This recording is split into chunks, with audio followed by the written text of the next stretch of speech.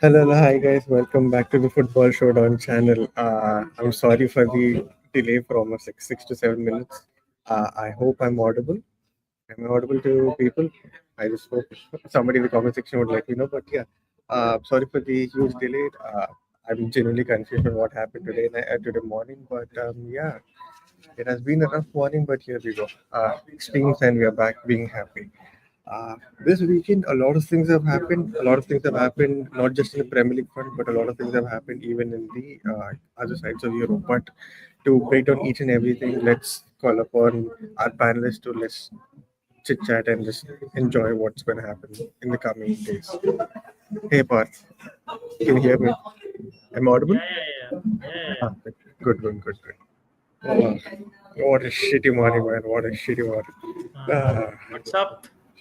Nothing. I had an important call that I couldn't postpone it for another time. So yeah, I had to take it, and that's the delay. People out here are apologizing for getting 5 minutes late. The times are changing, man. I won't, I won't even apologize even if I get 15 minutes late, man. Well. Hey, Bipra, how are you? Hola, amigo. Yeah, well, we are in a very Spanish mode, I guess. Yes. Uh,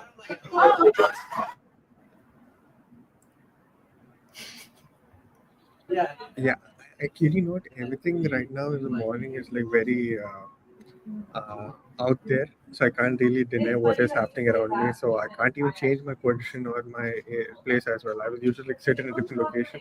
I had to change that too. So yeah, trust me, it has been a very chaotic morning. I, I kept an alarm for like 7:30 to wake up and to get like, slowly get things done, so that by 8:30, my time 8:30, I'm ready. But yeah, by 8 o'clock, I was ready to go come to the coffee shop and I could sit and have half an hour time Hmm. before the stream starts. Well, I get a call at around 8 o'clock where I can't deny it. So yeah. Hmm. Anyways, our other panelist is also here. Salu, how are you, Salu?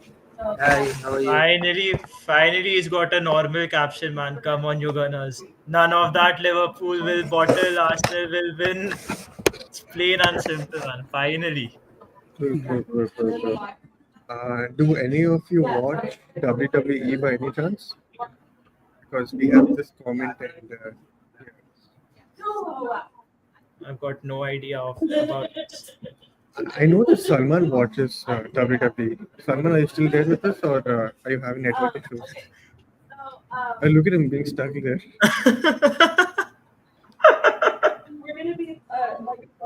Uh, Sorry, And my laptop. there's random WWE hype, man. I mean, I'm asleep, I wake up, and then there's a plethora of tweets regarding WWE, and I'm like, what's going on? I just know the Great Khali. That's about it. Same. Even I'm aware of the Great Khali. I do know who John Cena is. I do know who The Rock is. Who else do I know? Roman Reigns? Is there someone called Roman Reigns? Ha ha ha ha. AJ Styles, man. I just know.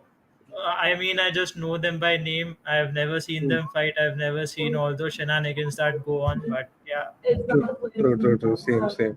Uh, okay, let me start off like a proper YouTuber. Hey guys, welcome to the channel for to all the four concurrent views. We are at 596 subscribers. We do need to hit that 600 subscribers as soon as possible. So it would be great if you guys would do us that kind. I have no idea what I was saying. A, a kind gesture gesture. of subscribing to the channel and pushing it forward. And Yeah. also before we get started, I would like to thank everyone whoever watched our previous stream, because it was our second most watched stream, and the numbers on it were crazy. I mean, we've got almost 600 subscribers and 300 watched. Hmm. So thank you, man. Yeah. I mean, we got close to 70 watch hours if I'm not wrong. It's crazy, Okay. man. We got back Salman. Yeah, Salman, what happened? Explain what happened. No, my laptop doesn't work without the charger, and the charger came off. So yeah, it Yep. was like, Fair enough. did you Uh, guys watch WWE? Yeah, I watched. Yeah, I guess it Bipra was will like. insane. I mean, like it was like now WrestleMania is 2 nights. So Saturday was amazing, like the main event. Yesterday main event was like big names like John Cena, but the match was kind of. I don't know who Johnson is. So if you guys, I obviously you guys know who he is, but Travis Scott entered the match. Mhm. Huh? Yeah, yeah. Travis Scott, you know Dwayne Johnson, right? The Rock. Yeah. Yeah. Travis Scott, Dwayne Johnson, and John Cena are a team right now. So, so Travis Scott came and entered the match and cost the current champion the victory, and now John Cena is the champion. Yeah, What's going on? yeah. And his entrance theme was Fiend of Travis Scott. Oh my God, who didn't expect that song, right? Yeah, Uh, it was awesome. yeah. Ainsley, welcome, Ainsley. How are you? Salman does. Oh God. Oh, what crazy comment. Yeah. Ashish, Adi. Oh, this is someone new, I guess. Ash bhai. Okay. I didn't. Welcome. How are you? I hope you had a great weekend. Though I do definitely know that in terms of football, you didn't have a great weekend because that was some performance, right? For a fact, okay. You know what? Before we get into the Arsenal bit and what the thumbnail says regarding Martin Ødegaard, let's just quickly talk regarding what is happening in the Premier League from the top six, right? I think we can have a nice brush up and we can just continue regarding the Arsenal front. Um, Man City won a very easy game against Everton. I did see the game. I mean, I did see the highlights. Not much to like talk about it. In my opinion, I felt it was like a very nice, nice cardio for all the other players who are coming into fitness. So yeah, what I gotta be honest, I couldn't like shut it down. Now, one At other at highlight. this point, it's just about getting the results. The performances don't really matter. So Mm-hmm. Definitely. Uh, the West Ham game was kind of catchy, not because of the result, but what Fulkrug said. I think in his most, I'm assuming he's from Germany, right? Yeah, he's from Germany. hmm. He's competition for Havertz in terms of that striker's position or that second striker's position or whichever position that Arsenal fans hate Havertz to be playing in. Right? He went on a complete rant on explaining the mentality of West Ham and how shit they've been and the fact that the English media do not use those big words. It was nice to see that somebody showed character and to put things as it is and not sugarcoat their feelings regarding it. So yeah, if the guys get a chance to watch the game or something, Nah, so, Bro, mm, Premier League and me is a story you don't want to hear, man. I just tune into Arsenal games because I have to out of habit. Otherwise, I mm, don't care about the league anymore. fair enough, fair enough. Uh, Other set of games, yeah, the Brentford game, bro. Embuemo is crazy. Visa is crazy. Whoever gets Embuemo or Visa in the next season will add a lot of running power into their team, and I honestly do not want Directness. Mbuemo to join Newcastle. Just imagine If a Newcastle if supporter. Embuemo if Embuemo joins Newcastle, they'll have the best attack in the league by far, hands down, Mhm. Yeah, easily. true, true. In terms of Premier League quality, definitely good because this season, hmm. there are only 5 goals and assists away as a duo than Prime Mane and Salah as a group. Yeah. Oh my I God. think Mane and Salah in the season they won the league title, they had 39 goals and assists as a duo, like in the Mhm. league itself. And these guys have 34, I think so, among these two. Yeah. Wow. Okay. Uh-huh. So yeah, Uh, the other game, see, the other game, the Aston Villa Newcastle game, right? I did watch it. I watched it too. I, you know what? I'll come. Okay, I'll come to my bits. Parth, go ahead. Tell me about what you think, and then I'll tell you what I think because In I'm my genuinely opinion, conflicted. Villa was the superior team. I mean, the way they played against PSG was just Mm, continued into this game, mm, and mm, it's all about the intensity. If you match Newcastle for intensity, then you can get the better of them. And with the kind of attackers they have, especially the likes of Morgan Rogers, Jacob Ramsey, mm, and Amadou Onana. And Hmm. that midfield, I'm in love with that midfield, and the running path that they have, and the dribbling that they have. When it comes to fruition, man, they rock. And Ian Matson, a very very good player. He's gone under the radar a lot. Ian Max, dude, I saw his run. It was outside their half. He ran from his half, came into that position, just shot the ball as if it was like some stone on the ground or something when you're Yeah, walking. He didn't give two shits regarding the ball. He just like took the shot and he was like so much pace. I think keeper had no chance, right? But instead of that, I want to talk about Ollie Watkins. What is Unai Emery's beef with Watkins? I've never understand. Like you can see the kind of attacking threat that he brings to the team. Why did he not start against PSG is always a big question mark. But see, this could come out very weird, but I think Watkins in the winter cost us 60 million because it was the winter window, and no team would want to let go of such a player at, at that point unless it's like a huge deal, right? So hmm. coming summer, if they say that okay, we're going to get two attacking players and could be like two strikers. One of them could be Watkins for like 30 to 40 million, assuming that they're ready to reduce his price tag, and then bring in um, not even Yorkeres, a project like Sesko. We would Yeah. have Premier League experience at the same time. We would have a nice project to build for the next 2 years, and then probably he can pop up, right? Would you guys take that chance? Because Watkins in the Premier League is like definite cash. Like, it I'd will easily hundred back to percent do that. right? Yeah, I'd hundred obviously you percent do do that. Hmm. Thing is, Watkins also price increased because they sold Duran. Yeah. that. Mm-hmm. Because Yeah, if Duran and Watkins was there, then they would probably sell off Duran. Sorry, Watkins. But then the Duran offer was kind of insane. They couldn't. I They agree. couldn't like. They can't deny that. So yeah. Given a chance, I would have Ollie Watkins for like 40, 45. How much it is. However much it is, I'm done with English. I need lessons. So I'd get Ollie Watkins for 45 and Liam Delap for 30. Done. We don't need any other strike partnership. That is Dilip the is also a ideal good option. scenario. That is the ideal scenario, in my opinion. Yeah, that would be good. We have a nice comment. I think we can like take in few comments now. We'll Yeah. come back to the rest of the games. Wait, where do we have?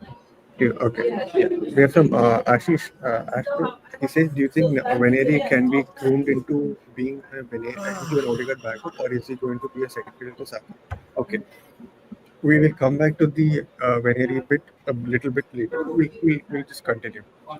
Is Dilap that good? Okay. Yesterday's game, when I tuned in, I didn't even give two shits regarding the Arsenal result. I just wanted to see how Dilap would do Yeah. against our Arsenal attack. Guess what? He was injured. he came on as a Yeah, it substitute. was. And Hmm. as a substitute, he didn't have much to do as well. So it's hard for me to like judge how he would do against a solid defense like Arsenal. But I do have my own thoughts, but I'll let you guys speak, and then I'll definitely Uh, share. Yeah. if there was the easiest way to explain Liam Delap, in my opinion, it would be he is a mixture of Haaland and Kane. Mm. Very raw, but try and see the vision. So, in my opinion, he's that kind of a striker, and that is why I want him. It's Mm. pretty simple. No, And and 30 million for him is yeah, and he was so highly touted. So Mm. yeah, it's like it always happens with young strikers when they're highly touted. The teams will like, unless they're insane like Haaland, they don't really take a chance on the Mm. big teams. So they want them to prove them in the lower leagues. And he did that at Ipswich last season, and then even this season he has scored a lot for a relegation yeah. team. Mm. And I think, yeah, I do think that he will, whichever team he goes to, they will get good striker. So yeah, he's that good. And also like I also want to point the guy who played instead of him was also like I liked his game. Like George Yeah. Hurst, yeah. yeah, he was so good. Like he was running all game like, and Mm. he was kind of Mhm. like on the counter he was pretty good. So I think I'm kind of sad if Switch will go down, to be honest. Yeah, I think they had like enough to stay up, but yeah. Yesterday, my respect for them has gone down a notch. Not just for booing Saka, no. Booing Saka is another thing, but I rate Ipswich pretty highly. But The way they played yesterday, man, it No, I sunk my think heart, man. I think it's a They the showed thing no is fight, yeah, no the fight. thing is it's over. They know it's over. Yeah, Hmm. like even if they Being won yesterday, the Wolves yeah, is so far ahead. Yeah, that's I'm why. not even lying. Arsenal was playing at their 25%, man, 30% max to max. We were Ah, just toying with them. hmm, hmm. Okay, okay. Arsenal bit again. We'll definitely come into it. Uh, because for the first time, I do have a lot of work to say. Okay.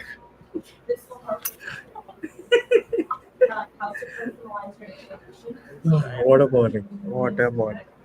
I've seen the rest of the comments. You know what? We'll quickly get to the other two Premier League games and then we'll come to the Arsenal section Hmm. because it won't be right to like talk about these while we stop the other games. Yeah, Okay. yeah, Yeah, this one. Liverpool. Congratulations! You almost won the title. Uh, Kudos to you. I hope you guys rot in hell next season. Uh, yeah. Arre. the But Manchester United. honestly, I'm kind of happy for Liverpool to at Yeah. least get to celebrate the league title. Like last time they won, they didn't even celebrate. Like it was in COVID and there was no bus stop, nothing. Mhm. So Okay, I as a think they neutral do fan, deserve. I think that is a nice thing to see. But the shit that had happened in the Premier League, people who know what had happened and all this stuff, it's not. See, from a neutral point, it's definitely a great achievement, right? The Hmm. fact that Klopp took forever to like break that Man City dominance and then win a title, and then Slot coming in and just winning it in his first season. And the conversations could be like, oh, is Klopp better than Slot and all that. I hope people don't fall for that drama and agree for a fact that Slot is better than Klopp. Klopp is like has done so much graveyard work, and I'm kind of glad that he's not going to Madrid. I think reports were there that he was linked, and then cancelled out from his own team saying that oh he's not going to Madrid. I'm really glad. Just imagine a footballing team at Madrid. Forget the superstar. A footballing team at Madrid. It's lights out. It's definitely lights out for people. Yeah. What were we talking about? Yeah, Just the forget other about game. this. The other game, right? United versus Wolves. My roommate, my friend and my roommate is a United fan. I saw the thing. It said that it was played at United home. I told him, "How, bro? There's no point watching. It's definitely a draw or a loss because at United home they don't win. There are two things that surprise me with United: if they lose away from home and if they win at home. I'm not even surprised, dude. How are they so good away from home and how are they so shit at home? And it's not like United didn't try in this game. I saw them. I saw like They played well. yeah, like, they I were think on. I think Hmm. it's the pressure they have at playing at home, the negativity nowadays, because like their fans are I say for Europa League in the Premier League, the fans also don't care anymore. Like they're But so safe. on this front, I disagree because the match-going fans will always back the club, no matter what. No, yeah, I know. It doesn't I'm matter saying the like position they are in. I feel like like I'm saying in terms of the game, they feel like at home to take the game to the opposition, and I think that kind of hurts United. Like when they are not when they are told to like play on the counter or play like sit Hmm, back a hmm, bit, hmm, they hmm. are better. And at home, just because you're playing in front of your fans, you have to take the game to the opposition a bit, Yeah, and that hurts them. So other than that, I think they don't care anymore in the league.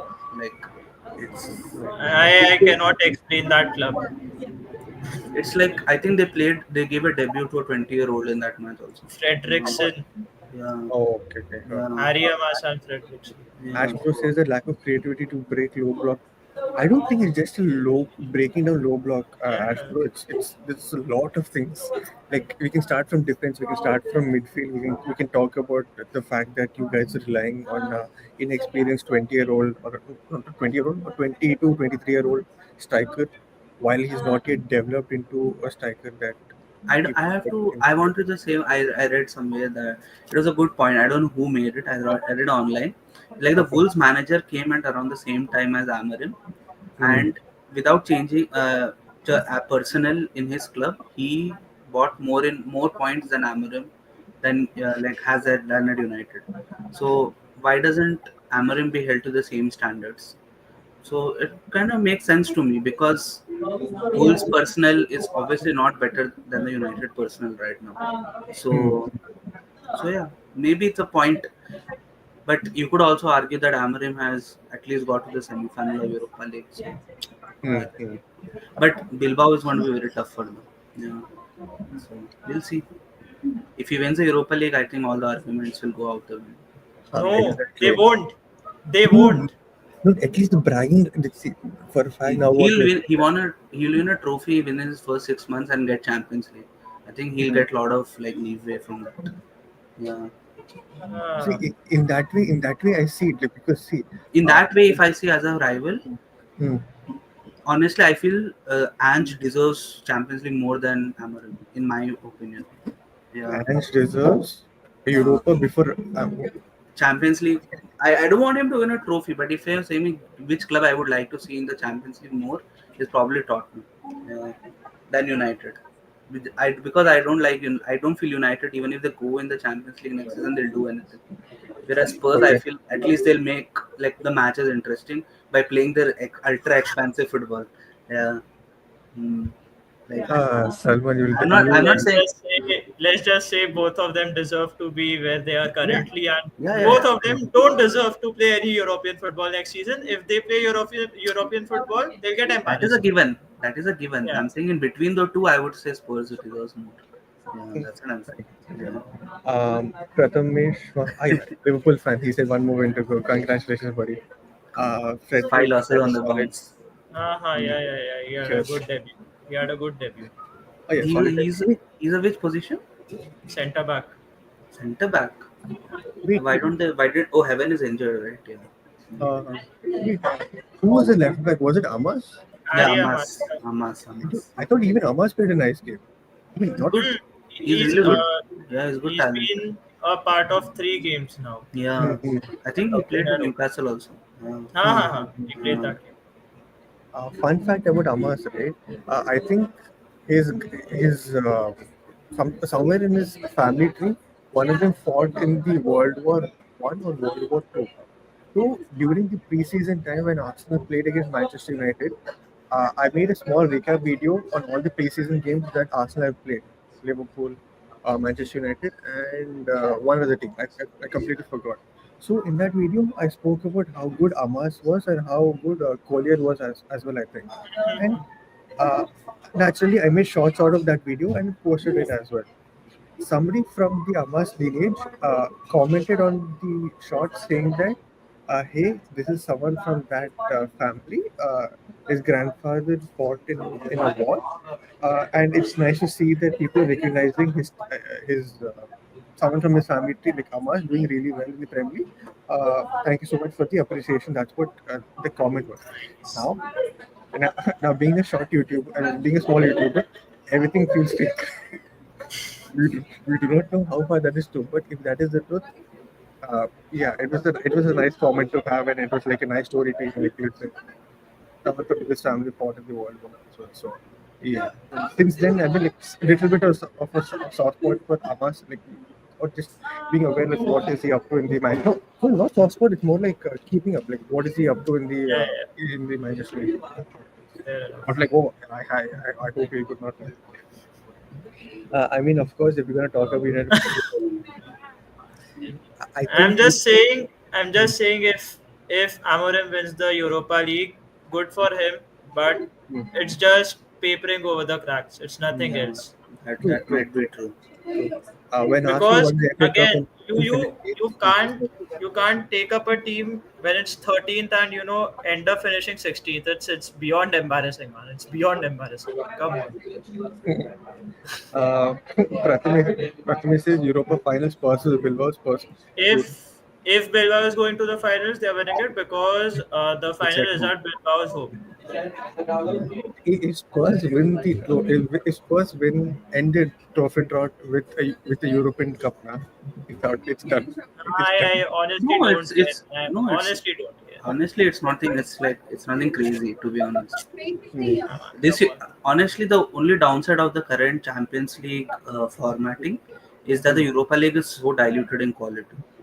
Like before, some of the teams you see in Euro Champions League used to play in Europa League. and they used to be like, it used to be so tight.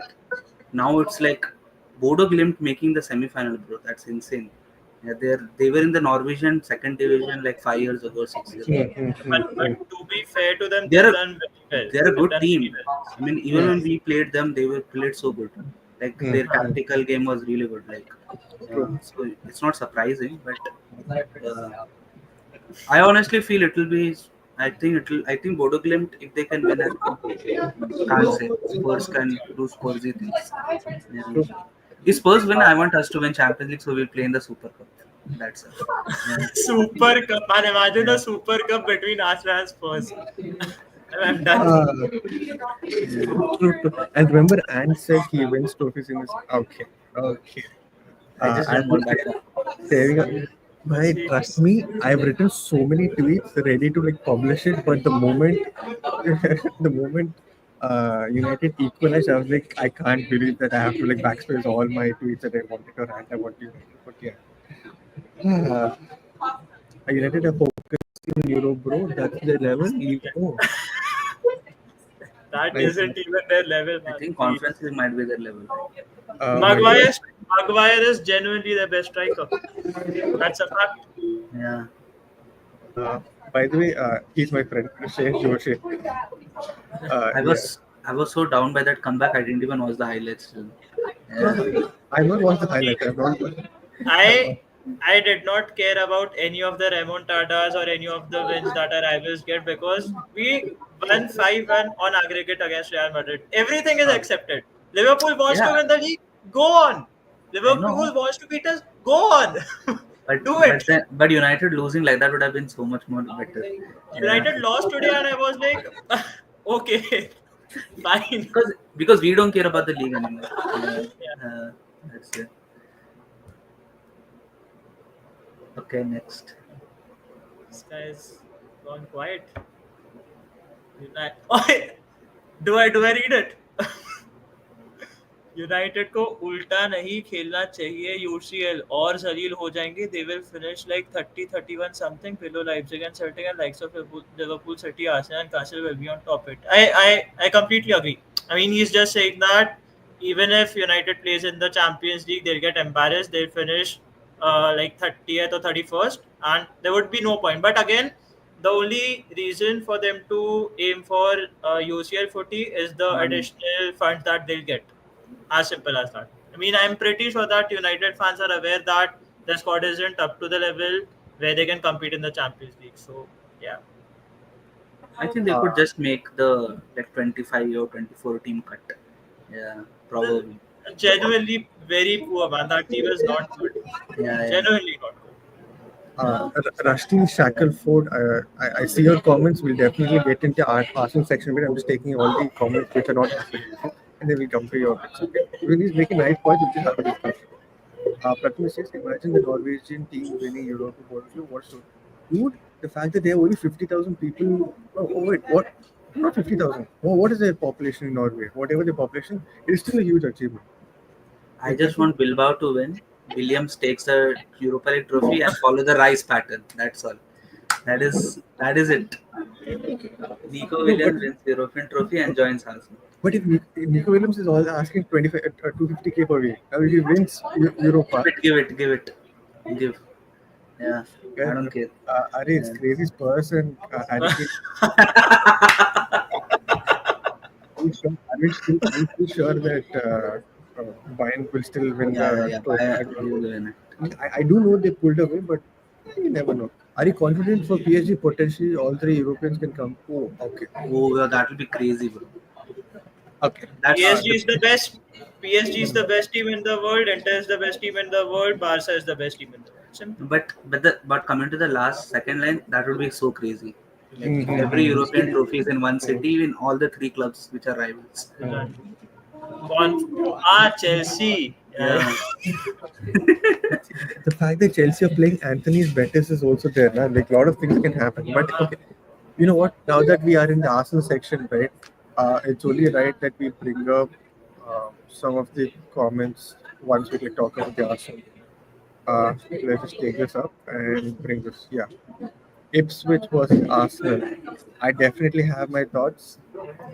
Go ahead. Uh, we'll start with Sallu. You share your thoughts first, man. You Okay, okay. rarely express your thoughts on streams, man. Please. Okay. This game, I was genuinely surprised in the way that we played our first half and second half. I think the first half was to see as a team with that team. I'm assuming that that is the team that's going to start against PSG, right? So in the first half, I saw us The press front a lot. six. Huh? First leg. The front six would start. The Yeah. fullbacks won't. Fullbacks. Okay, huh. Okay. That's okay. Our front six is what going to start against PSG, and our fullbacks will be Timber and MLS on each side. Let's just say that is going to be the point. In the first, I was kind of surprised to see how well Arsenal were pressing because I thought we will take it lightly and then not press too Yeah. much. But I guess that is what we need to show against PSG as well. If we like sit back completely, right? Because we were pressing high. We were not just physical. We were at the same time we were very quick. We were very easy to break. We were easily able to break down the Ipswich team as well. I don't have the breaking down patterns and all of that, like how tacticians talk about, like how Parth and Aarush talk about it. But from an eye test point, I was genuinely taken back because I thought there'll be enough fatigue or enough, that the fact that we beat Madrid, maybe we can take this a little bit light, but that wasn't the case. We were on point from the get go. I'm sorry of the noise around me, but yeah, this is what I feel. And when it comes to the second half of the game, right? I thought we managed the game really well.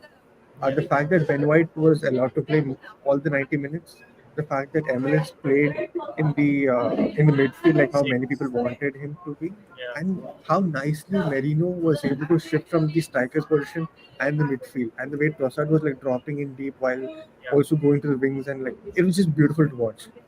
Right. What do I think about the result? Yeah, we scored those two goals. Saka definitely looked like the Saka from the past. He was out of this world, man. He was genuinely out of this world. I know people will say that it is just Ipswich, Yeah. but Ipswich are known to be very physical, very quick, and very like they build from the back very quickly, and they've caused issues for like Chelsea, to Spurs, to Liverpool, to even United, to not United, to Man City as well. United, yes. Now they have caused issues to United. It I mean, was United. No, Amorim's first game that they drew, that they should no, have no. lost.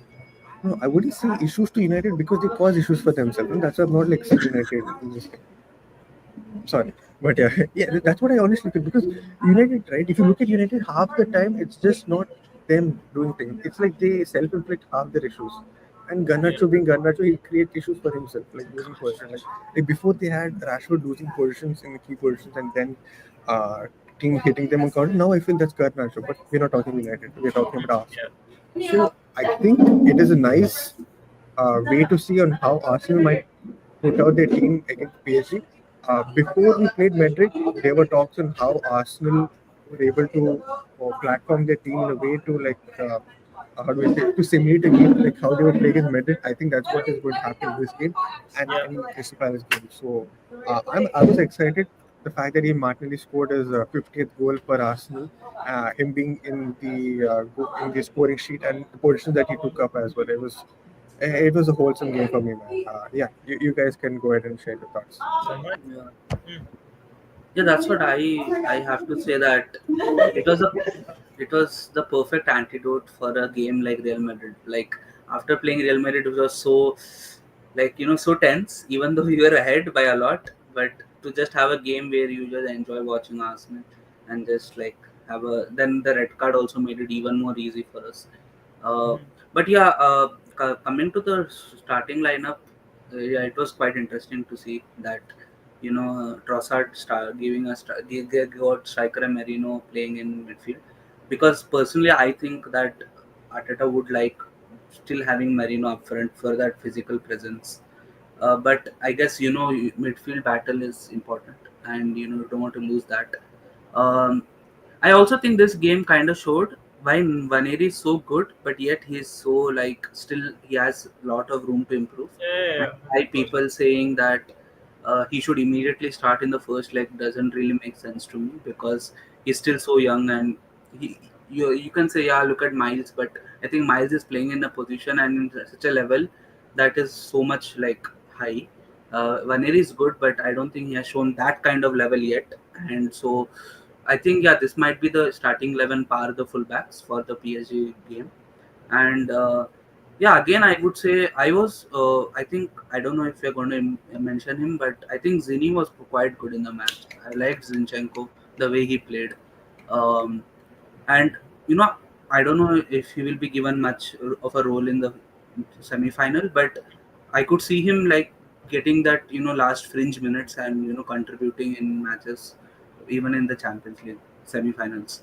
Yeah. So, and I think right now, if you see, even though we have players who are playing out of position, but we kind of are getting some depth because of these multi-talented players who can play in different positions.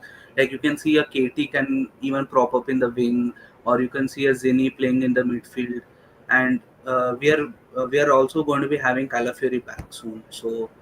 He can also play. Probably he could also play striker. He's been so good, like in the Yeah. like He played as a striker against yeah, Forest. yeah. He did. So yeah, I think we rode the storm of the middle of the injury season. Like with the injuries we had in the middle of the season, we don't have a recognized striker, but I don't think it's as bleak now. And I think we have good depth now, and I think it's positive. I hope we continue the momentum against Palace and then go into PSG with highest confidence possible. I Samay Chakrabarti thinks that Veneri is too deadly near the goal for him to be like Odegaard, who's more of like a build gap. A build up, build, Build up player, I think he means build build up up player. play. Okay, first thing I agree that he's lethal in front of goal. Like any half chance for Veneri, he's like onto it. He's taken 2 3 shots yesterday, and both were like it was going had it not been suddenly been deflected by a defender. But mm, okay, Nah, I've got many thoughts on good. Vaneri and Odegaard. Correct? Uh, Yeah. did So you have first I'll okay? talk. Nah, first I'll talk about the match. So all that match taught me was we've got good depth in the midfield and in the defense. I won't say in the attack because we have three attackers who can play. So when it comes to the midfield, uh, Mikel Merino has been playing in that Havertz role, where he is a midfielder, and again he's a midfielder by trade, so he helps in the midfield a bit too much, and which is beneficial against teams that are physical and that try to impose their football on us. And when we get going, it is those late runs that he makes, and in my opinion, Mikel Merino's understanding of pace is probably the best when it comes to all our attackers, Hmm. because the way he moves in the box for a midfielder, it is actually crazy, and he's been doing it for quite some time now. Mikel Merino has been, I mean, the way he's filled in, you'd just say that he's been playing at Arsenal for a long time, and the fact that he was called a flop signing 10 games into the season, yeah, it tells you a lot about the fan base. It's just about showing patience and just trust in the player. He's good and he'll come good. One point. Yeah. It could be a certain some unconscious bias. I don't know what it is, but you guys think we played better yesterday without a certain number five? No, no, no, no, no. I'll come back to this. I'll come back to this later. This is absolute bullshit. Okay, Yeah. okay, So okay. getting back to the fullbacks, Ben Mm. White. When Ben White plays, I love the fact that we've got someone like a Timber and Ben White as fullback depth, right back depth, because both of them are completely different style of fullbacks. Ben White brings directness. You could see, Ben White overlapping and then, playing those crosses in, which is his bread and butter. And when it comes to Timber, he's more of the inverting person who will make darting runs into the midfield. So that is one point. And when it comes to the left back position, Zinchenko, in my opinion, is still Arsenal's most technical player. Hmm. Out of all the players we've got, I haven't seen a player more comfortable on the ball than Zinchenko. And when it comes to teams that, again, after Ipswich were down to 10 men, it was just them defending. And when Zinchenko is not under pressure by the opposition, he can do whatever he wants, and that is his best ability, which doesn't come to fruition a lot because he's got his defensive flaws. But when a team is sitting back, Zinchenko unlocks defenses for fun, which he was doing yesterday. And Bukayo Saka, man, he's got the arrogance in him. he was literally taking the piss yesterday. He was not interested to play that match, man. He was playing around with them, and you could see he was missing. He was smiling it off. And then he's just casually providing pre-assists. Pre-assists. We have to claim those. We have to claim those. And in my opinion, man, it was a 4-0, which could have been 6-0, but we took it easy. We hardly got out of second gear to win the game, man. And Declan Rice has the six. But still, I've got my reservations. I'll get back to it later. Agree. As you said about Zinchenko, I like that that line breaking pass right in front of the box. He's the best in our team. Yep, Like 100%. Odegaard, I think last season or previous season used to do it really well, but now I haven't seen it from him this season. That crazy pass in between the defense. The fact that Zinchenko, right? Zinchenko's pass to the Vaneri goal, it's such a difficult pass actually. Yeah. Like it's not. It looks so easy. Just the perfect weight of pass right to the feet of the player. Was it difficult, or the fact that Zinchenko takes more risk when compared to other players when trying to put in a line breaking pass? That is also an important thing in my opinion. It is Risk is definitely there, difficult. but then you need to pull off the pass too, right? And True, agree, completely agree. so, but yeah, I think I honestly feel Zinchenko has been a bit of a what is it, victim of like some people like over like defensive frailties are there, but they're over criticized sometimes for Zinchenko. I feel he doesn't do direct mistakes, but I think his only issue defensively is he's a bit he's not confident. Like he makes the defense like less confident. That's what I feel. You Like mean the the whole back line? defense, the whole back line becomes less confident because Mm-hmm. of him taking risks, as you said.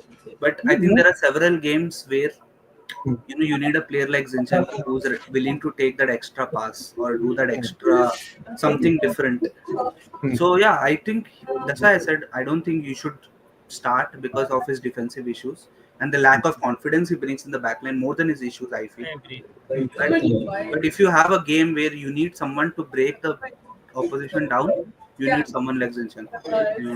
And that's where our Parth said the depth is looking good right now for us. We have different It roles. isn't even exactly that. Yeah. It And isn't depth for the sake of depth. We've got a fullback at Tierney who's bombarding fullback on the yeah. flanks. Then we've got Zinchenko who can easily play as the 8 and is technically sound. Then we've got Lewis Kelly who can play as the 6, which he did play yesterday when all the subs came in, which was incredible. Again, his best position, if not left back, it is the 6. It is not the 8. And Calafiori is a left centre back who can play as the left back, who can play in the midfield, who can just play Yes, anywhere. right. So it's just 4 fullbacks with completely different skill sets, which is incredible. Since we're talking about Zinchenko, right, we'll come back to Samay's point. Rusty Shackelford put out a nice comment. If you were to go up against Inter in the final, I think Zini would come into play to play some part there. He just unlocks our offense and elevates it. I think he doesn't provide the most defensive. Agree. Yeah. I guess he would play like obviously the ending part of the match. If you're maybe Yeah, down if you're down 1-0 or I something agree. and Inter is just like blocking the defense off, then you need a Zini. But to start him with Inter's counter attacks, it's like it will be suicide. Zinchenko is suited for those games that we play in the Premier League, man, where just teams Hmm. are just sitting back. Uh, let's just take the game against West Ham for example, the one that we lost 1-0 at the Emirates. We created literally nothing. Had Zinchenko started that game, I'm not saying we would have won the game, but at least we would have had more chances. That is what Zinchenko brings, but it is unfortunately only against low blocks. Yeah. So let's get back to the point that Sam brought up, where Sam is. I think when it is too deadly near the goal, we all agree. Like an Odegaard, who's more of a build-up. Hmm. Yeah. Okay, build-up kind of midfielder. What do you guys think about this? Would like to say. Yeah, I mean, I think his point is right. Vaneri is more of a like a more. I think he's more of a midfielder who's really good in the box and near the box than the transition figure or like Hmm. creating for others. and Odegaard is the kind of midfielder who links the defense to the attack and to the midfield, like those that Hmm. link. So yeah, that is true. But I think in an ideal scenario, you need a midfield which has both these players, not just one of these players. Yeah, that's the thing. So I think in an ideal scenario, if Vaneri was a I think he is a left footer. So Yeah, he's a he would play like a Is it? LCM, and Odegaard would play Hmm. RCM, and then play Rice as six. If Vaneri was more advanced in his development, so yeah, so I think both of them should play for Arsenal, not one of Sucheet. them. I'm really conflicted, because I see Veneri more like a Hazard, to a Hazard type of kind of player, who's like Hmm. you can't really like position him like how you play like Yeah, there. It's Yeah, like he'll do I agree. everything in that front, anywhere in that front, in anywhere in that attack. But when it comes to like carrying the ball from here and like beating his man and like making something happen for the team, right? So where do you position him? I just leave it that to the manager. But like how I think it is Aarush's favorite word, platforming. Uh, platforming Veneri in the right way is only going to help him. Is going to help him and the team understand on how he's going to affect Arsenal's team in the most I positive think that's way. what Arteta is doing this season. If you see, Yeah, he's giving him right wing minutes, he's given him left wing minutes, he's given him even Mm, minutes in the midfield. So I think he's himself sussing out that which is going to be his, like, as you said, platform, his position the mm, best. So I think mm, Arteta mm. himself isn't sure yet, because I feel he has so Mm. much talent, as you said. So yeah, Because let's see. see, if you play him as a right winger, does he have enough pace or enough physicality enough to like beat his man? Not no, yet, in my that's opinion. one But point. if he One plays point, if complete, you see in his matches recently, he gets brushed off the ball quite easily from the right wing right now. Yeah, hmm, because yeah, even Rashi says the same yeah. thing. Whenever off the ball has not been good in a couple of games, agree. I believe both him and MLS next season should continue. Same Okay. thing. Uh, When it comes to Odegaard versus Vaneri, the thing I hate the mm, most is that people take one quality of a certain player.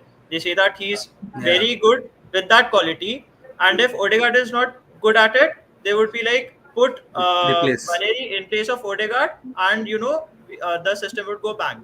But mm, what about everything else that Odegaard does? No one takes that into consideration. Not once. mm, It's mm, like if Vaneri is playing in that role, there's a reason has not used Vaneri predominantly as a RCM because of the burden that he'll have to face out of possession. Because mm, from what I've seen of Vaneri, mm, he has hardly been given any out of possession duties by Arteta till now. He's always the one who's the closest to goal, even when even as the RCM or even as the right winger. I think he played against Leicester. He started against Leicester as the right winger, and Odegaard was the RCM. And not once did I see Vaneri pressing his man. It was always Odegaard who was going there, and Vaneri was the free man, which doesn't normally happen in our system. So Vaneri being given the right wing position for now is best for his development, because when it comes to playing in the midfield, you need to have a certain amount of physicality, the game intelligence, IQ, and quick decision making, which he does not have right now. And it's not his fault. He's just started. You Yeah, cannot be giving him the most demanding position in our system just because he's got good ball striking. mm, It's not mm, how exactly. that works. I think right now his best role is learn from Saka and Odegaard and do impact minutes from the from the bench. Like mm, if he mm. does that for the next even 1 year or even 2 years, it'll be good enough for his development that when he even is 19 or 20, he'll be probably getting starting minutes. Yeah, so And he Yeah. needs again, to learn. Yeah, And again, I'm not saying that Vaneri should be shoehorned into the right wing position. I'm just saying for his yeah, development, for the time exactly, being, he'll start as the right winger. But eventually, as his game gets better and better, he understands how Arsenal plays, how the system works, exactly. how the relationships exist on the pitch. He'll come good in the midfield as well. But I for think the the time being, problem is let with the him be where Arsenal he is. fan base, they don't realize that players like Saka and Miles are outliers in the young development. Exactly. Mm, Yeah. mm, mm. Like Like the if you, physical if you see development with that Saka Arsenal and has is insane. if you see with Saka and Emil Smith Rowe, Mm, Saka was much more pro ready before Emil Smith Rowe, even though Yeah. they both came at the same time. And then mm, same with Miles and Vaneri. Vaneri might have the more raw talent, but mm, he's not pro ready yet. mm, Miles mm, is pro ready. Like mm, he's ready to be a professional and to be in the starting line. That's why he starts. And the another thing that Arsenal fans sometimes don't realize is the manager is thinking of all these things. It's not mm. like the manager doesn't. Why will he? If Vaneri is pro ready, why will he not play Vaneri? It's so simple as that. He's not an idiot. He doesn't want to lose his job. So, so yeah, I Hold think on. I'd like to know what all the others in the chat want to say about this topic, because this is one topic that intrigues me a lot. And was Mhm. Ash Bhai's comment the same? Like, Yeah, he was he on says about Veneri as an out and out out number and 10. out 10? We do yeah, not have a 10 at we, present. We don't we play a don't have system a with a 10. system exactly. We Mhm. don't play a system with a 10. Next season, yes, probably, but for now, we don't play with a 10. Yeah, Mhm. Okay. Uh, any other comments from Rush? Okay. Martinelli Merino link up looks so dangerous, and also White is better offensively with Saka and Odegaard than Timber. yeah. They are so in tune. Okay. That's what I was going to point. Like the first match, where White looks really good, the Hmm. offense looked better from that side.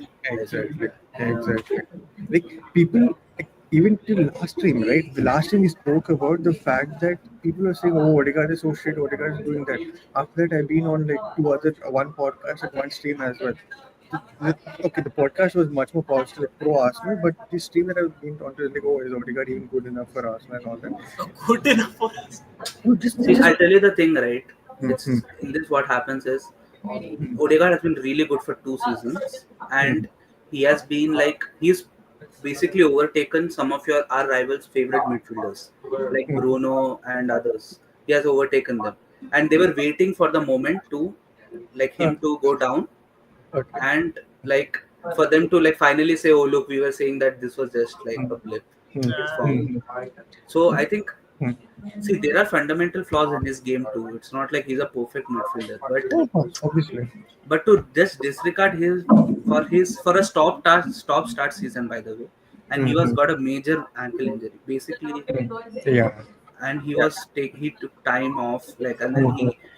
and people have to realize that he also got additional responsibilities off the pitch too. So he's been like having so much stuff going on in his life right now. So I Hmm. think it's just been that kind of season, and I still think he hasn't been that bad that as people are saying. Like Exactly. that's the thing. Like I There think are it's been stats also. I think it's a bit of thing that once Hmm. people shoehorn a guy as he be having a out of form or bad season, he's going to Hmm. have that bad season whole season. Like Hmm. they're not ready to willing to change their perspective. Like when he has been playing good, also they'll say that oh he hasn't. They'll remove some Prime, random bad pass and then they'll be like oh this is a bad pass. prime example is Kai Havertz. Exactly, Kai Havertz is a great example. Prime example. Hmm. Like they've just made this perspective that he's bad, and then when he plays good, they don't even recognize it. I'm not. I'm not fussed about Odegaard to be very honest. Hmm.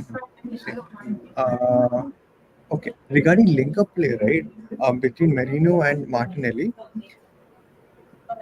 not to what is that phrase called? Toot my own horn or blow my Ah, own something like toot that. toot my own horn. Correct, Yeah. correct, correct. My own horn, right? But when me and no, not me, when Aarush and I made a video regarding Merino's scouting video back in the summer, we clearly spoke about like how Merino will help Martinelli to do well.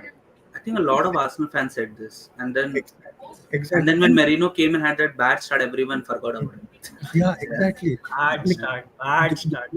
the group chat that me, Parth, Raja, and Aarush had on Twitter, and then when you came on WhatsApp, including that includes Salman as well, right? We've been saying that just give time for just give Merino some time. You'll definitely see the player that Arteta wants and the kind of player that will probably unlock Martinelli as well, right? It's clearly be seen.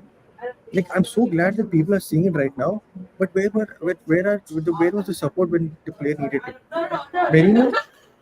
Okay, you can continue. I'll just continue. Merino's the kind of player like when I see a Arsenal match now, I'm most forward looking. Like I look forward to watch him play. Like Saka is obviously there, Odegaard is there. These guys are there from last. But right now, like a fresh face and also like so good. Like I really enjoy watching Merino play, and And as Parth said about decision making, he's so fast in picking his next pass.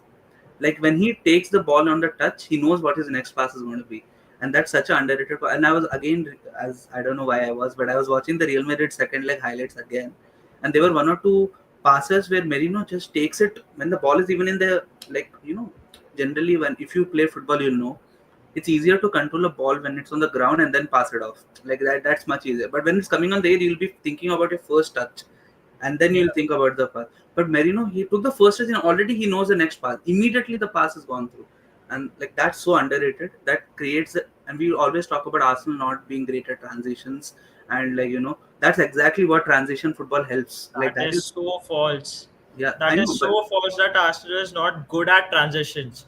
Arsenal is very good at creating transitions, even against Ipswich, even against a team like exactly Ipswich that who was my point. sat back. We still created transitions, and whoever says that, it's a bit off topic, but whoever says that Gyökeres is a transition eating monster, but Arsenal doesn't create enough transitions for him to flourish, it's false. Yeah, It's false. You can watch any Arsenal game. We do create transitions. It's just that, again, Odegaard, is he the best at transition based football? No. But is he bad? No.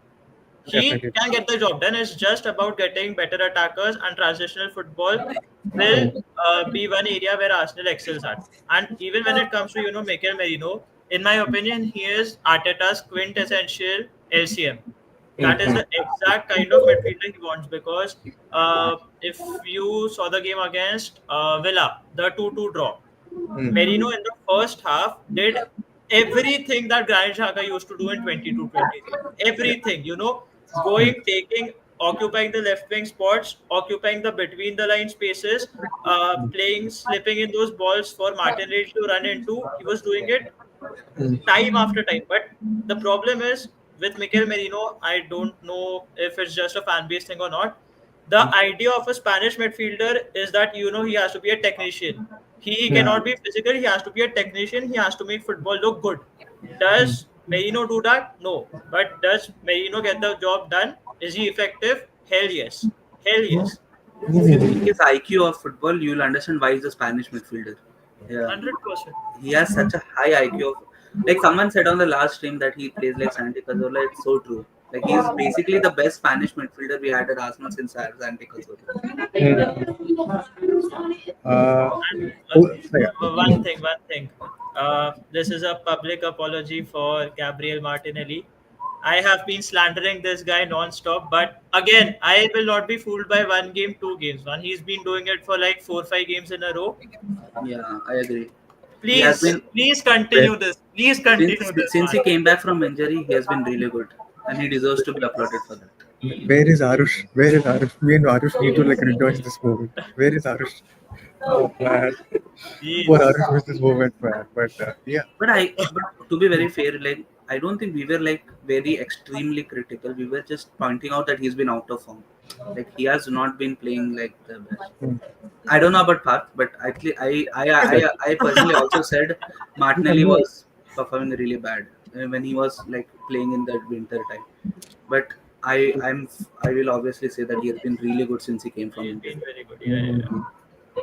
Mhm. An unrelated, completely imaginary note. Thoughts on Martinelli at centre forward. Best position. Best position. The centre forward position, right? I do not know who to put there. It's just that the rotation between the front three is so good that sometimes Saka in that central position is great. Sometimes Martinelli in that central position is great. Like them going to their own respective wings and doing well is also great. So I don't think starting Martinelli as a pure centre forward is going to do any good. But it would definitely be great when he rotates from that left wing position with the striker and then comes more centrally making runs like how he scored that offside goal. Who did he score that offside goal? I forgot who he scored against that offside goal. He scores many offside goals, so I don't know. Yeah. No, just recent, just before Madrid. I tell you. Real, it was against Real. I In don't know, the like, home leg, in the home leg. probably, yeah. That was just something to watch. But yeah, go on. No, I know yeah, when that's what. Salman is. Yeah, yeah. No, that's what. Like you see, PSG is the current attack where they Hmm. don't have a recognized striker. I Hmm. think in our peak, like when we play our peak football, we will play we generally play positionless attack. Like we don't need to have like that Haaland kind of striker where this guy is only a striker. So I think Martinelli at CF and then having a good left winger could also work. It's like it could work really well because Martinelli presses really well. He does all the hard dirty work. And only issue you might say is maybe the aerial abilities, maybe. Mm. But that's like saying one bad thing over many other good things. So like I think in our peak, like honestly, if I say, I would say that we would be a kind of a PSG kind of attack where we don't have a proper recognized kind of Oh, it striker. makes sense. Yeah, it makes sense. That's why last time I asked the That's why in question. a theoretical Mm. scenario, Isaac makes perfect sense for this Arsenal team because he's the kind of striker who can switch many positions. No, no, hold on. I've got similar thoughts. Let me. Yeah, I will cry. Uh, I will genuinely cry. The fact that it, Martinelli's Martinelli's best season was 22-23. Who was the striker that season? I mean, who played the bunch of the games? Jesus. yeah, And when Gabriel Jesus plays, what does he do? He moves on to the left wing, and the left wing comes into the central position. That is that is something that happens constantly when we've got a striker, who tends to move towards the wing and who's a good dribbler. And that is when Martinelli's best game comes, where he's drifting inside. And even if you look at all the goals he scored, I mean, most of the goals he scored this season, it's central. been from the center forward Yeah, position. It's not been from the wings. It's been exactly. when the striker goes to the left and Martinelli is drifting inside. And that is why our dream target is Alexander Isak, because if not the center forward position, he tends to drift towards the left. And if it is not Alexander Isak, the second option we are looking at is Gyökeres, again, who's got a tendency to move towards the left hand side. Bro, It even all makes that, sense. that is why Watkins is. That's why I feel like Only the, the, Watkins, o- yeah. the only thing I didn't want Watkins for was the price tag of 60 million. Putting 60 million for him in the winter would hamper probably our transfer targets in the summer. Right? Hmm. If he was available like for 40, 45, I would say go. Like, just go get him for 45 million because Watkins has been doing it for like 2 seasons. Slightly going off topic, Yeah. Watkins, I think, has a very clutch gene in him. Look at him do it for Aston Villa from time to time. Look at him do it for England. The two chances that he got, right, he Yeah. was phenomenal for England as well. So I think as a system, we create enough for Watkins to keep scoring those goals. I think his highest 100%. was, I think, 20 goals last season. Was it 20 goals, right? That's true. Yeah. Yeah, Just imagine the amount of chances that we create, the amount of work rate that he brings into the team, and like how we want him to drift to the left hand side and come in as well. I think he'll be phenomenal. It's just that the price tag for that age didn't feel right in the winter. I I think think for summer it will definitely come down and just hope maybe we can do I something. think one of the issues which happened with Martinelli was like we talked about having the depth in different kind of players in defense. When we have Martinelli, we know that he's a direct player, and Mm. we play so many different profiles of opponents that we are having only one kind of winger for all these profiles of opponents, Mm. and it looks like, oh, he's playing bad against this opponent, but that's because Mm. this opponent is really good at stifling direct players, and that's Mm. when we don't have. He's not a dribbler. To be honest, he dribbles okay. He has moments of nutmegs, but he's not a classic dribbler. So Mm. that's why we need like a Nico Williams. When Martinelli will not be effective in those games, then we can have a guy who can like dribble. So I think that's the Mm. issue with Martinelli. I don't think that he's not the kind of winger like Saka who's going to fit any game plan. Yeah. Mm. Whereas Martinelli is fitting more of a game plan when we are going to play direct. So And yeah, even if you look at Martinelli right now, even when he's in good form, most of his dribbles are not creative. You can't tell yeah, me that he dribbles using his head. He doesn't. All yeah, he depends on is getting the extra yard of space. He creates the separation, and it is either a cross or he takes a shot. He's exactly. done. He does nothing special on the wing. That is why I feel when it comes to him moving centrally, where he has to just run, take a shot, he's good. Yeah, He's just being effective right now because he's just sharper. He's not. yeah, He's done nothing to improve his dribbling. yeah. It's I still agree. the same. It's still Fair the enough. same. True. That's why I think we'll come to the summer transfer windows later. But yeah, we'll take in the next comment. Max Doman probably is okay. Nah, Good Okay. that's point. that's a good shout. I That's a good I would point. agree. I would agree. Bro is 15. Chill. That is all No, I'm going to again, say. but He's saying as a style of footballer. Yeah, exactly. yeah, I in my honest opinion, I do not see Ethan Vaneri as a midfielder. For me, he's still a winger. Yeah, Hmm. I think Yeah.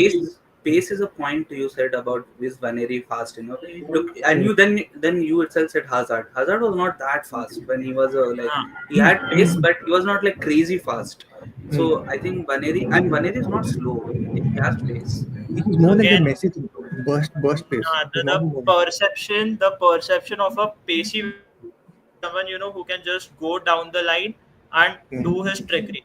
When it comes to Ethan Hmm. Vaneri, is he quick? Quick? No. But is Saka quick? No. The Hmm. thing that differentiates them from other wingers is the fact that they have got a right foot. They Hmm. are predominantly left-footed, but they are not one-footed. They Hmm. have got a right foot and they know how to make use of it. Hmm. The only thing they depend on is on creating separation. It's Hmm. Saka's best ability. Watch all his dribbles. It's not anything fancy. He just uses a yard of pace. He just tries to beat the defender, and it's just a cross or a shot. And that is exactly what Valeri excels at. And he's been doing it time and again this season. Exactly. Exactly. Yes. Uh, I think see, like they have those unexpected moments in life where you feel that they're like paid actors. I think Rusty Shackelford is like properly like that because thank you so I much for love bringing this this. man. Thank you so much for bringing up this comment because people. I'll just read it out. Can you shine more light on the change in Odegaard's role over the course of 2 seasons from 50 non-penalty goals in 22-23 season to now he plays differently, bro? Or I don't know, I do not know who you are, but like thank you so much for this comment. It For is the comments, honestly, man, I'm loving these discussions today. yeah, like people, like, my captain has gone from being a completely attacking threat to being a whole team player. Like, okay, I need some time to gather my thoughts. I'll just leave it to Parth and like salute to say this because I think you guys are best suited to like put out your thoughts immediately. Arman, do you want to start first or do I go? Yeah. You can. I'll go. Let me Yeah, just go think. ahead. Yeah. So yeah, I think we discussed. I think last stream also and previously also that I think there's like a difference in the. It's just not Odegaard changing. It's like the team changing a lot. Like also, like Mm, I think in 22-23 we were. I think in a way you have to also kind of see what journey we were on. So when we were coming on as a new team, were trying to prove a point. We were trying to express ourselves, like show the mm, world that who we are. And I think that we were like playing more expansive, we were playing more attacking, and mm, we were like getting into the second place in the table. It was not like something expected, it was unexpected. Like, and mm, we were just there, and we were like, let's see what happens. What happened, I think this season, and I think the previous season also to some extent, is that now like a lot of teams realized, and even our own team realized that we are good enough to win the league. And mm, what Arteta wants now, that to win the league, he knows that mm, it's a grind. It's not going to be like you got to make everyone blow away 5-0 every match. true, So he true. wants us to control the match more. He wants us to control it, and it's not like something new to Arteta. If you see City when they won multiple titles, they always used to play a very controlled game. Like they used to like not they used to win, and the only games that kind of falter were the games which got too chaotic. So I think that's what Arteta wanted to instill. So now what happened is, yes, we have become a bit, our tempo has gotten very slow because of that. Mm, And mm, I think what happened, and I think I already said this video that Sanford video if you see, and I think he made a really good point is a lot of the Arsenal players are not making the pass which comes first into their mind. And I think Odegaard has been affected by that the most, in my opinion. Whereas when he's having so many options and multiple options to play, he's kind of like taking the easiest and safest option. Like instead of playing the pass, which when he was always like I don't think that was his best peak, but when he was in good form, he used to just play the pass which was so instinctive. That's why you would see him playing those crazy passes. Whereas now I feel he has been given the responsibility of becoming the conductor, and he's playing the safest pass. I don't think it's the safest pass, the option which creates more to others, I feel, in a way. Like, so in for example, if you see the goal we scored at the Madrid game, the first goal, Odegaard played a big role in that game with his like pass and the way his movement, and it was not the most fancy like pass or the fancy movement, but it opened up so much space for his other teammates. And I think another thing is he has been told more to play back by Arteta. Like he's becoming more of the connecting point rather than the final end product point. Okay, wait, So wait, wait. I got to like stop you there. I yeah, think Arteta somewhere in his press conference has said that we hope to bring Odegaard more to an attacking area Uh, than to bring that it. would happen. That would happen next season. That is what he said. That he plans on Okay. playing Odegaard in areas higher up the field, where again he got his 15 non-penalty goals in 22-23.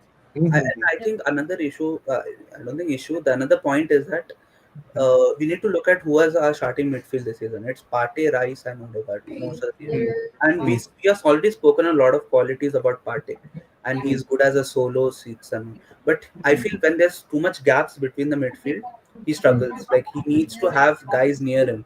Like he needs guys to just in case he cannot make the line breaking pass, he needs to have one guy just to pass it off to. And I feel that responsibility mostly falls on Odegaard because Odegaard is good in ball retention,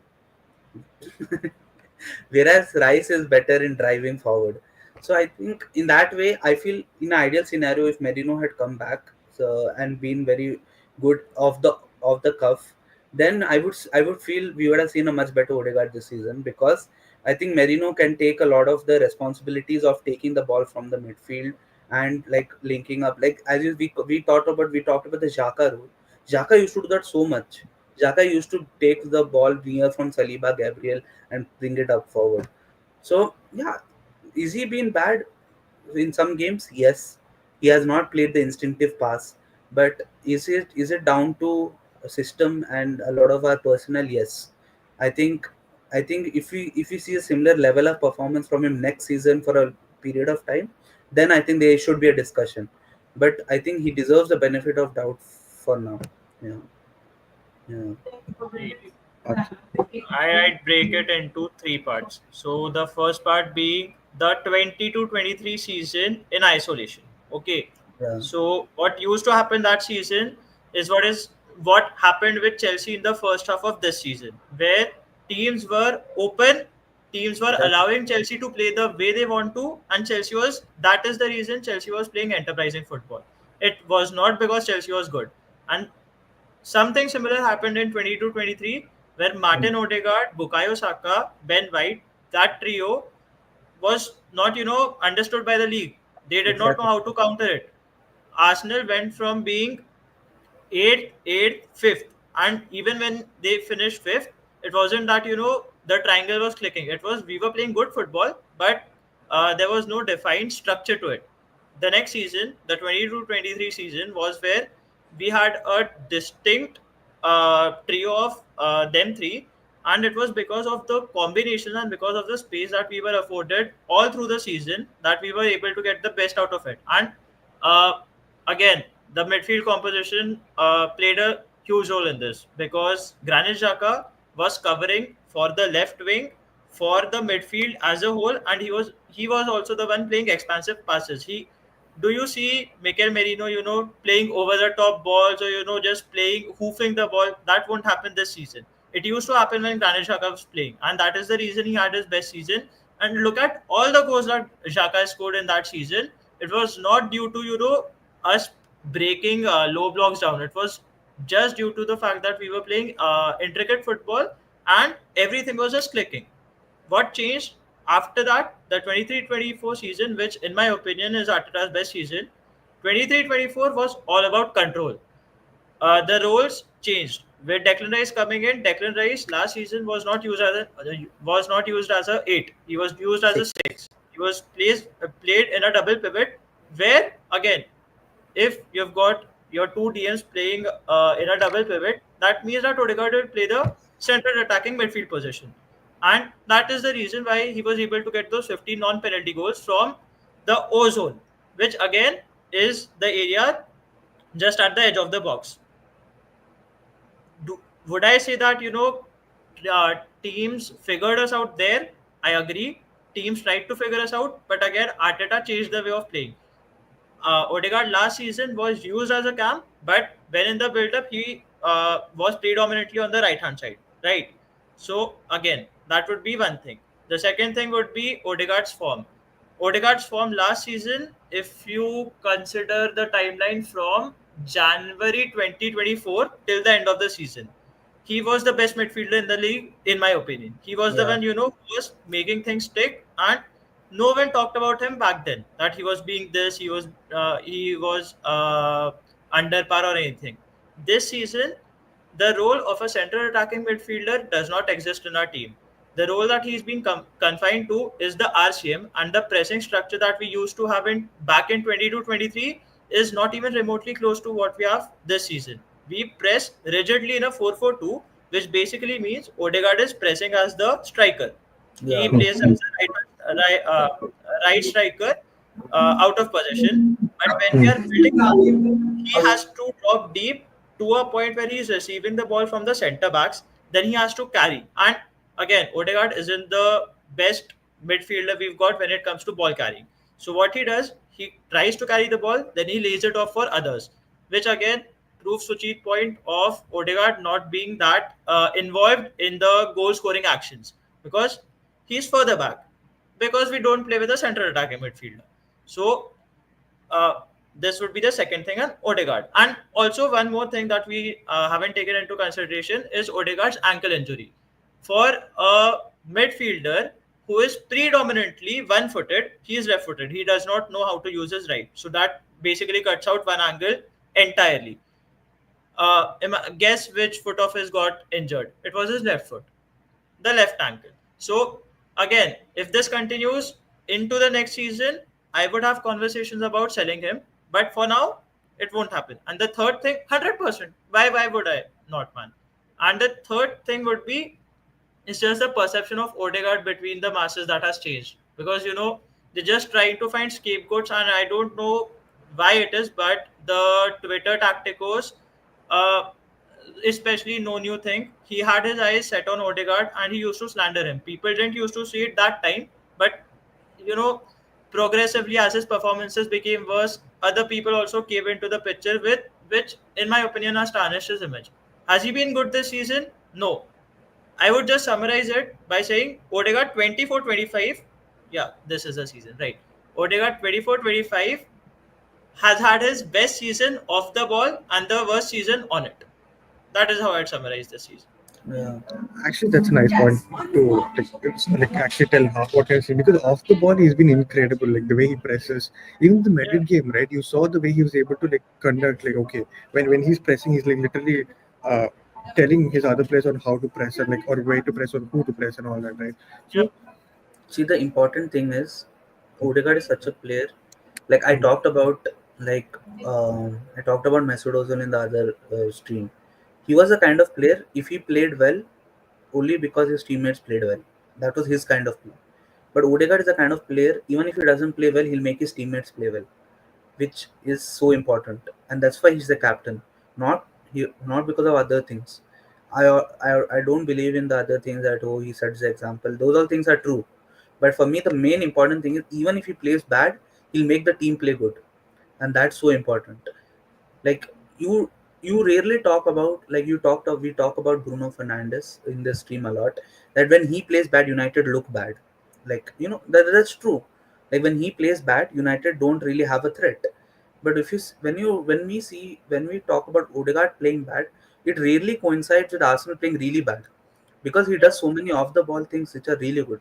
And I think that's the reason why he deserves a lot more leash than other players, because other players, though important to the system, are that if they play bad they might affect the whole team. So so I think that's the reason why Odegaard will rarely be dropped. First of all, he's a captain, so sends the wrong message, and he does so many off the ball things which are good.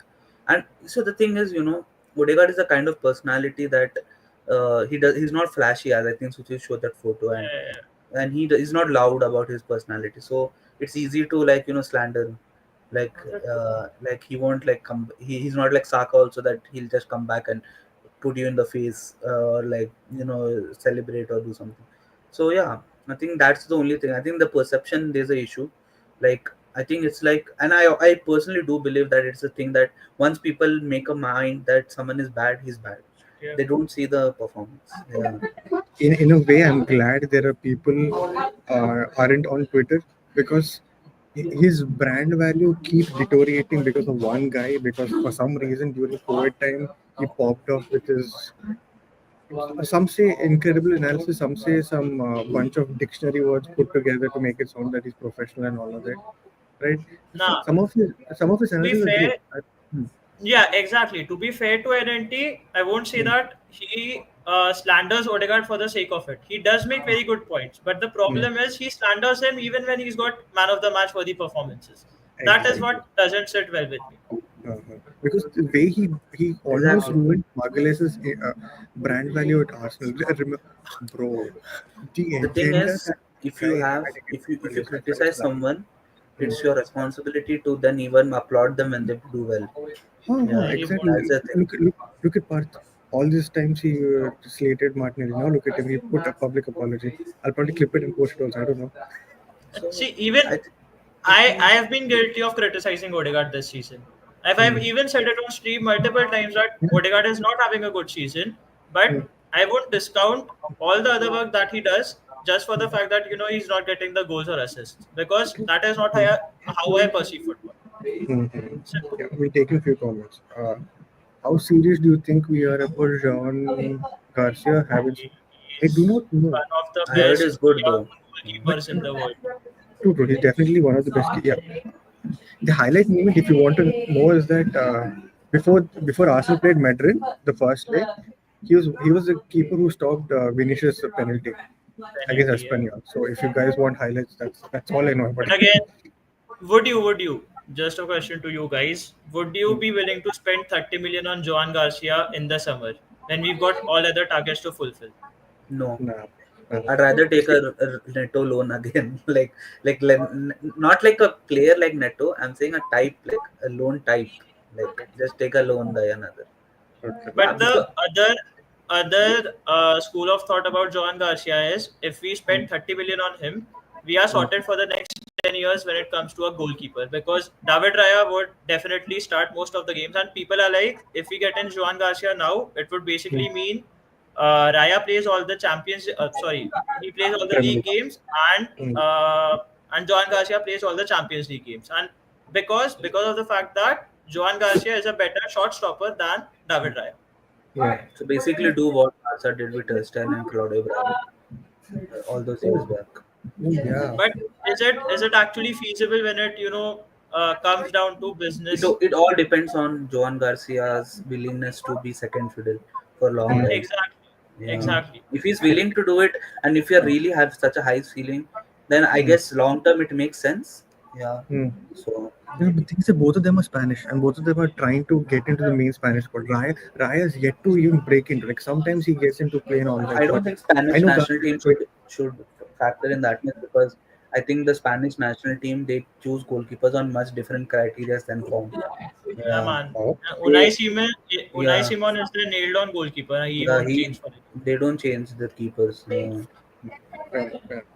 Uh, Hi guys, it's Nadeem. Oh, and his talk is 44. Okay, first of all, you got to explain that name because what the hell? People go Oh crazy for that. man, they're flattered by Sucheet's looks. It seems. I have I a have lot. I have a lot of thoughts on this whole topic. Think of Odegaard, LCM, or Veneri, or Valverde. They prefer RCM, right? Right CDM. stadium, Odegaard would trip to the That RHS was in my a way, point. or a, could be even. Huh, That was my This definitely. point. happens. Like Yeah, I this would see happens. Baneri. If someone asked Hmm. me Baneri and Odegaard, are they like Hmm. interchangeable? For me, it's both. Both should be in the team. Like in the ideal scenario. Yeah. I agree. I Yeah. agree. When it comes to the RCM LCM thing, I wholeheartedly agree. But again, the thing is, Mikel Arteta is not the sort of manager who will try to be more attacking just to expose himself at the back. Because when it comes to Vaneri and Odegaard, both of them, however much work they do off the ball, they are not midfielders by trade. They are attacking midfielders, and they're not strong. And uh, being strength and control forms the premise of Arteta's teams. So it is imperative that we play a proper midfielder alongside Rice. Do I want that to happen in games where we struggle? No, but that is what would happen. This is basically what Aston Villa does. Aston Villa plays Amadou Huh. Onana as a sole defend midfielder, and Yes, then I they agree. play Morgan Rogers and the other guy McGinn as Yeah, yeah, a yeah, like just go forward. So yeah, Onana. yeah. Nice. I'll cry. Amadou Onana, man. I'll die Very on the good. couch begging. I'll Very beg. good. I think in Yeah, theory yeah, that kind of football would work at Arsenal, but Anyways, Aarush, thank you. yeah. Thank you for your dedication. Thank you for your dedication for tuning in straight from Check the front. check if you're getting Wi-Fi signals from the World Trade Center, man. I mean, just say. Okay. Okay. Nadeem said, okay. Also, some thoughts on the stupid agenda. This is the most ridiculous argument ever. Rusty, the more comments you put in like this, the more people will think that I paid you to put out such comments. Right? Because this is such a good thing. Like people, I even no, had this thing. I want to हाँ, ask the fans that which sane football club in between of the season relieves the club captain just because he is not loud. Like unless you really want to sabotage your season, you would know that. Yeah. exactly. Like I no, just not just the recommend moral will be I gone in the just box. recommend you to go and watch when Saka missed his penalty in the away leg. Just look at Odegaard, what he did after Saka missed the penalty. That is all I'm saying. Just for the fact that he's not, oh, come on, let's go, let's do it. He does And not he say does all that. that. And he does that also. Doesn't mean he's a bad captain. And again, captaincy in football for me is meaningless. I do not read into it that much. I Yeah. do not read into it that much. For me, the captain is basically in football the guy who understands the manager the most and who's able to relay the information back to the players. And that is what Odegaard does the best. Because Love it. Odegaard literally knows how to, like, he makes our team gel. So he's the captain. It's simple as that. Beautiful comment. Beautiful Yeah. comment. That is why the caption Martin Ødegaard, not loud, not flashy, just agreed. That is what I This is meant. just And this also is the just point, another thing. This is just another thing that they are picking on now that exactly. he's not Uh, been in good form. That he's Exactly. the captain. That is why he's got multiple responsibilities on his head. I'm like, what? And Congrats. also, he's pretty loud, like in the sense that he always jeers up the fans. Like Mhm. he's the Yeah, one of who course. keeps on going, like cheers up the fans. He's always there for the players, like when they get in, like when they miss something, or like as Parth said. So I don't know what else you want him. You want him to literally become Roy Keane and go and fight with players. Then he's not going to. He's never going to be that guy. So Yeah, yeah. of course. I hope he never becomes that guy. Only other guy, if you're going to say me that you want to remove Nice. Odegaard and make some other guy, make Rice the captain. If you want to do that. But other than these two, I don't see any like And captain guys in our team. that is the argument. They're saying that Odegaard should not be the captain and it should be Rice because of the fact that Rice is putting, I mean, leading from the front through his performances and is very tough. Okay. So the argument they're using for Odegaard having multiple responsibilities and hence his game getting stifled won't affect Rice. That's what's their argument. It won't happen to Rice. Yeah. Mhm. Weird, man. Uh, Nadeem says, yeah, I agree. Odegaard represents everything Arsenal. Oh my god. Yeah. Arteta knows it. That's what being captain is. Yeah. Vardhan, Man City fan, by the way, close friend of ours as well. Vardhan, he is Arsenal's main man. Agreed. Uh, hello, guys. Bad thing happened today. I was deploying a website which uses. Oh, oh, damn. Okay.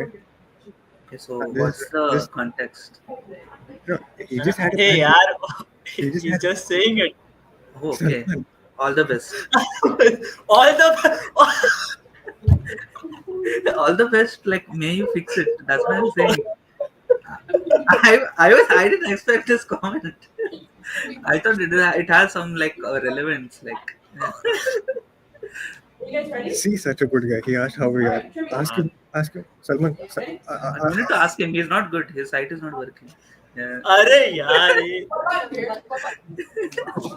No, I'm Yeah. just kidding. All like, may you fix your problem, mate. Yeah, all the best to fix it. What would you want me to say? What I should Martin says you need Jokeris. Yeah. Oh, by the way, Martin has been saying this since start of this season. He's been like, why are you guys not getting Jokeris? I'll actually add to it. Why are we not getting a striker? Well, we see. I have tell you, even Gyökeres, the same agenda thing is happening with Gyökeres also. That rival fans are like trying to create this perception that he's some shit striker, and then he's only banging in because he's sporting CP, and then just because Darwin Núñez failed in Premier League, he will also fail. This is and this is also agenda. I'm telling you, this is 100% agenda. If you the watch latest. Gyökeres play, you will see that how he fits in Arsenal. He fits. He fits really well if you watch him play. It's not that he doesn't fit. Yes, The there are like problems, like maybe that Premier League might be a step. That is, I can agree, but it's saying him that he will be a flop if he signs for Arsenal is like BS. Yeah. He won't be. I mean, again, the need of the hour is not a superstar striker. We just Exactly. need a very good winger who can complement a striker. Bring in Sesko, bring in Gyökeres, bring in Hugo Ekitike. No, I don't want him to come because he's just too raw. He's just too raw. Too raw. He's not bad. He's too raw. Sesko is still raw, but he's at least got some more experience. But Gyökeres is the most experienced one, and I think that he'll fit in well. Again, the stupidest trend that there exists on Twitter, and this is the trend that's been started right now. So it's down to the last 40 shots the strikers have taken, Yeah. and people are actually judging Gyökeres of the last 40 shots he's taken. Legit, this has happened. This has happened. That he's not good because his last 40 shots weren't good. I saw the That's a same thing fact. about Hugo, and then people like this guy can't shoot on target. I'm like, what is that opinion, bro? Like, so like if he had 40 shots where he scored 40 goals and then he's the best striker in the world, like it doesn't like it's like no sense. Like, People are like, the free kick taking ability and that Gyökeres has will just vanish once he gets into the Premier League. The ball striking he has will just go out of the window when he comes to the Premier League. The running power that he has will go out of the window. The and player and doesn't change. and the people don't who you give the example that look at Nunes, but I say look at Nunes. Nunes actually in the overall game he plays really well. Like his overall game is okay. Like he does well for Liverpool in the overall game. His only finishing is the worst part of his game. Like he cannot finish for his life. But Gyökeres does many of the similar things and he finishes really well. So I don't 100%. I don't see the point like saying that oh he will flop. I You if know, if we get Gyökeres, I'll be very happy to be honest. And I said it like way before.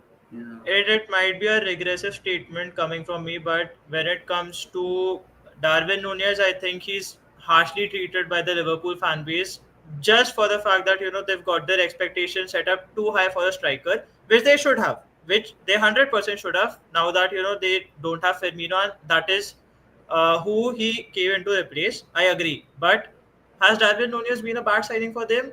No, not at all. It's So just the key moments where he falters, but he does score you a lot of goals. he doesn't have the If he's clutch a gene. bit, Yeah. if he's a bit brain dead, so be it, man. It happens. Take it. I always will rate a player who can cause chaos in the opposition 100%. box, and Nunes does that a lot, which You ask you ask any Arsenal fan last season, would you take Darwin Nunez at Arsenal? Everyone would have said a big yes. A yeah. big yes. Even when we were linked with him in the summer, like some random links, right? I was like kind of happy with that. Get I was him in, like, yeah. hopefully we go for him. I agree. The thing is, nowadays fans don't want to come out of bantering mode. They don't really want to like. They don't want to analyze the game or like see Even the game even for the if game. Yeah. And I'm telling you, even if Isak signs for us, there would be a school of thought that would be saying that he's not good enough just because he does not play enough games. That's going to happen.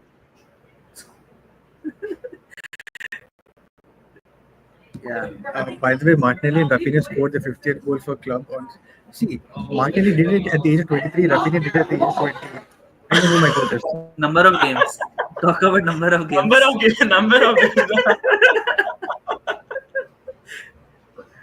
And Rafinha, man, crazy. I'm Damn, stuck you're here. leaving. I just have one question for Vardhan. Is Edison overrated?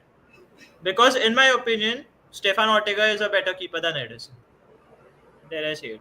He's been overrated for quite some time, and it is only because of the He's, reputation that City built for itself over the years.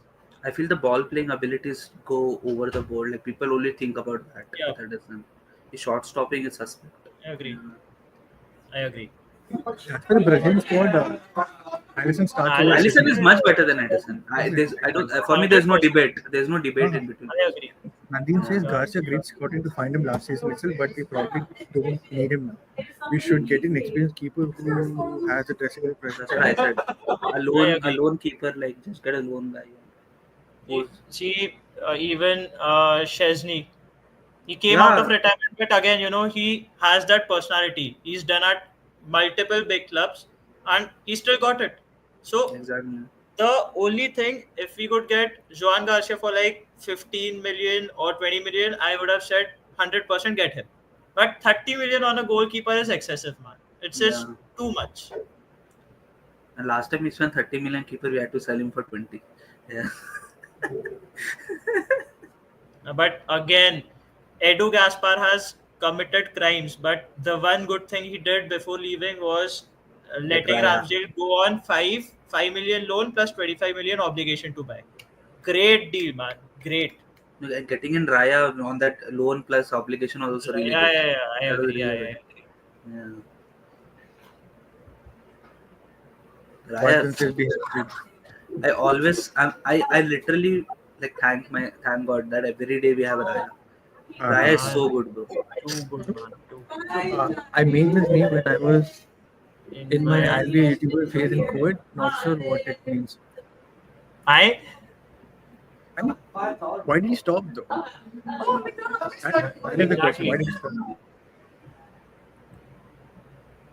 What If is you all it? remember Odegaard, your builder will. He is the build up, man. He is the Go build up. 2 months. Go the 2 months where he's injured. Go and watch our games. Then One you'll thing, get. one thing, one thing, one thing, one thing. Uh, a reverse question to Ainsley. If we all remove Pedri, do you all think the build-up will be the same for you all? I mean, Same frankly, question, just a word changed. Just a word changed. That is they have all. no, they have De Jong, right? So assuming they'll There is create enough. proof for us. There is proof. Go watch our games when 2 months Odegaard's injured. Watch those games. You'll understand how crap I they are. I am the biggest sympathizer of Haram Ball, but that was peak. That was peak. Yeah, true, true. Odegaard is basically like a high school class representative. Arteta is just simply too good. Yeah, Very worst. He's Arteta's favorite student. Yeah. 100%, and I agree. I agree. This is a good comment. Does Jesus stay at Arsenal as much as I love him? So Jesus, difficult. Zini, Jorginho, Tommy don't win the league. Fair, fair. Partey, despite good performance, should leave. The Partey part, I've said that 2 seasons back. Get him out. Hold on, hold Jesus, on, hold I on. don't agree with the You party. take this now. You answer this. We'll all give our viewpoints on this, and then I'll come back to the did Arsenal play well with number 5 not being present? I'll come back to it. I'll come back. See, the first why? point about Gabriel Jesus staying at Arsenal, if not for the injury issues and just before he got the injury, he was so good. Like he was coming back to his form. Then this unfortunately, but two ACLs and I'm He's done, skeptical. man. I think he should be sold. He will stay at Arsenal because we can't sell him. Yeah, No one will buy him, man. The but problem is but to be honest, if you're going to say me that Jesus, If we go had ahead. Jesus even to this date, right? I think we would still be in a title race. Could be. Yeah, because actually, if you see, Liverpool dropped many points in February, huh, January, where we didn't capitalize because of lack of striking options. But yeah, uh, Jesus, if you're saying me that he does it deserve high minutes, no.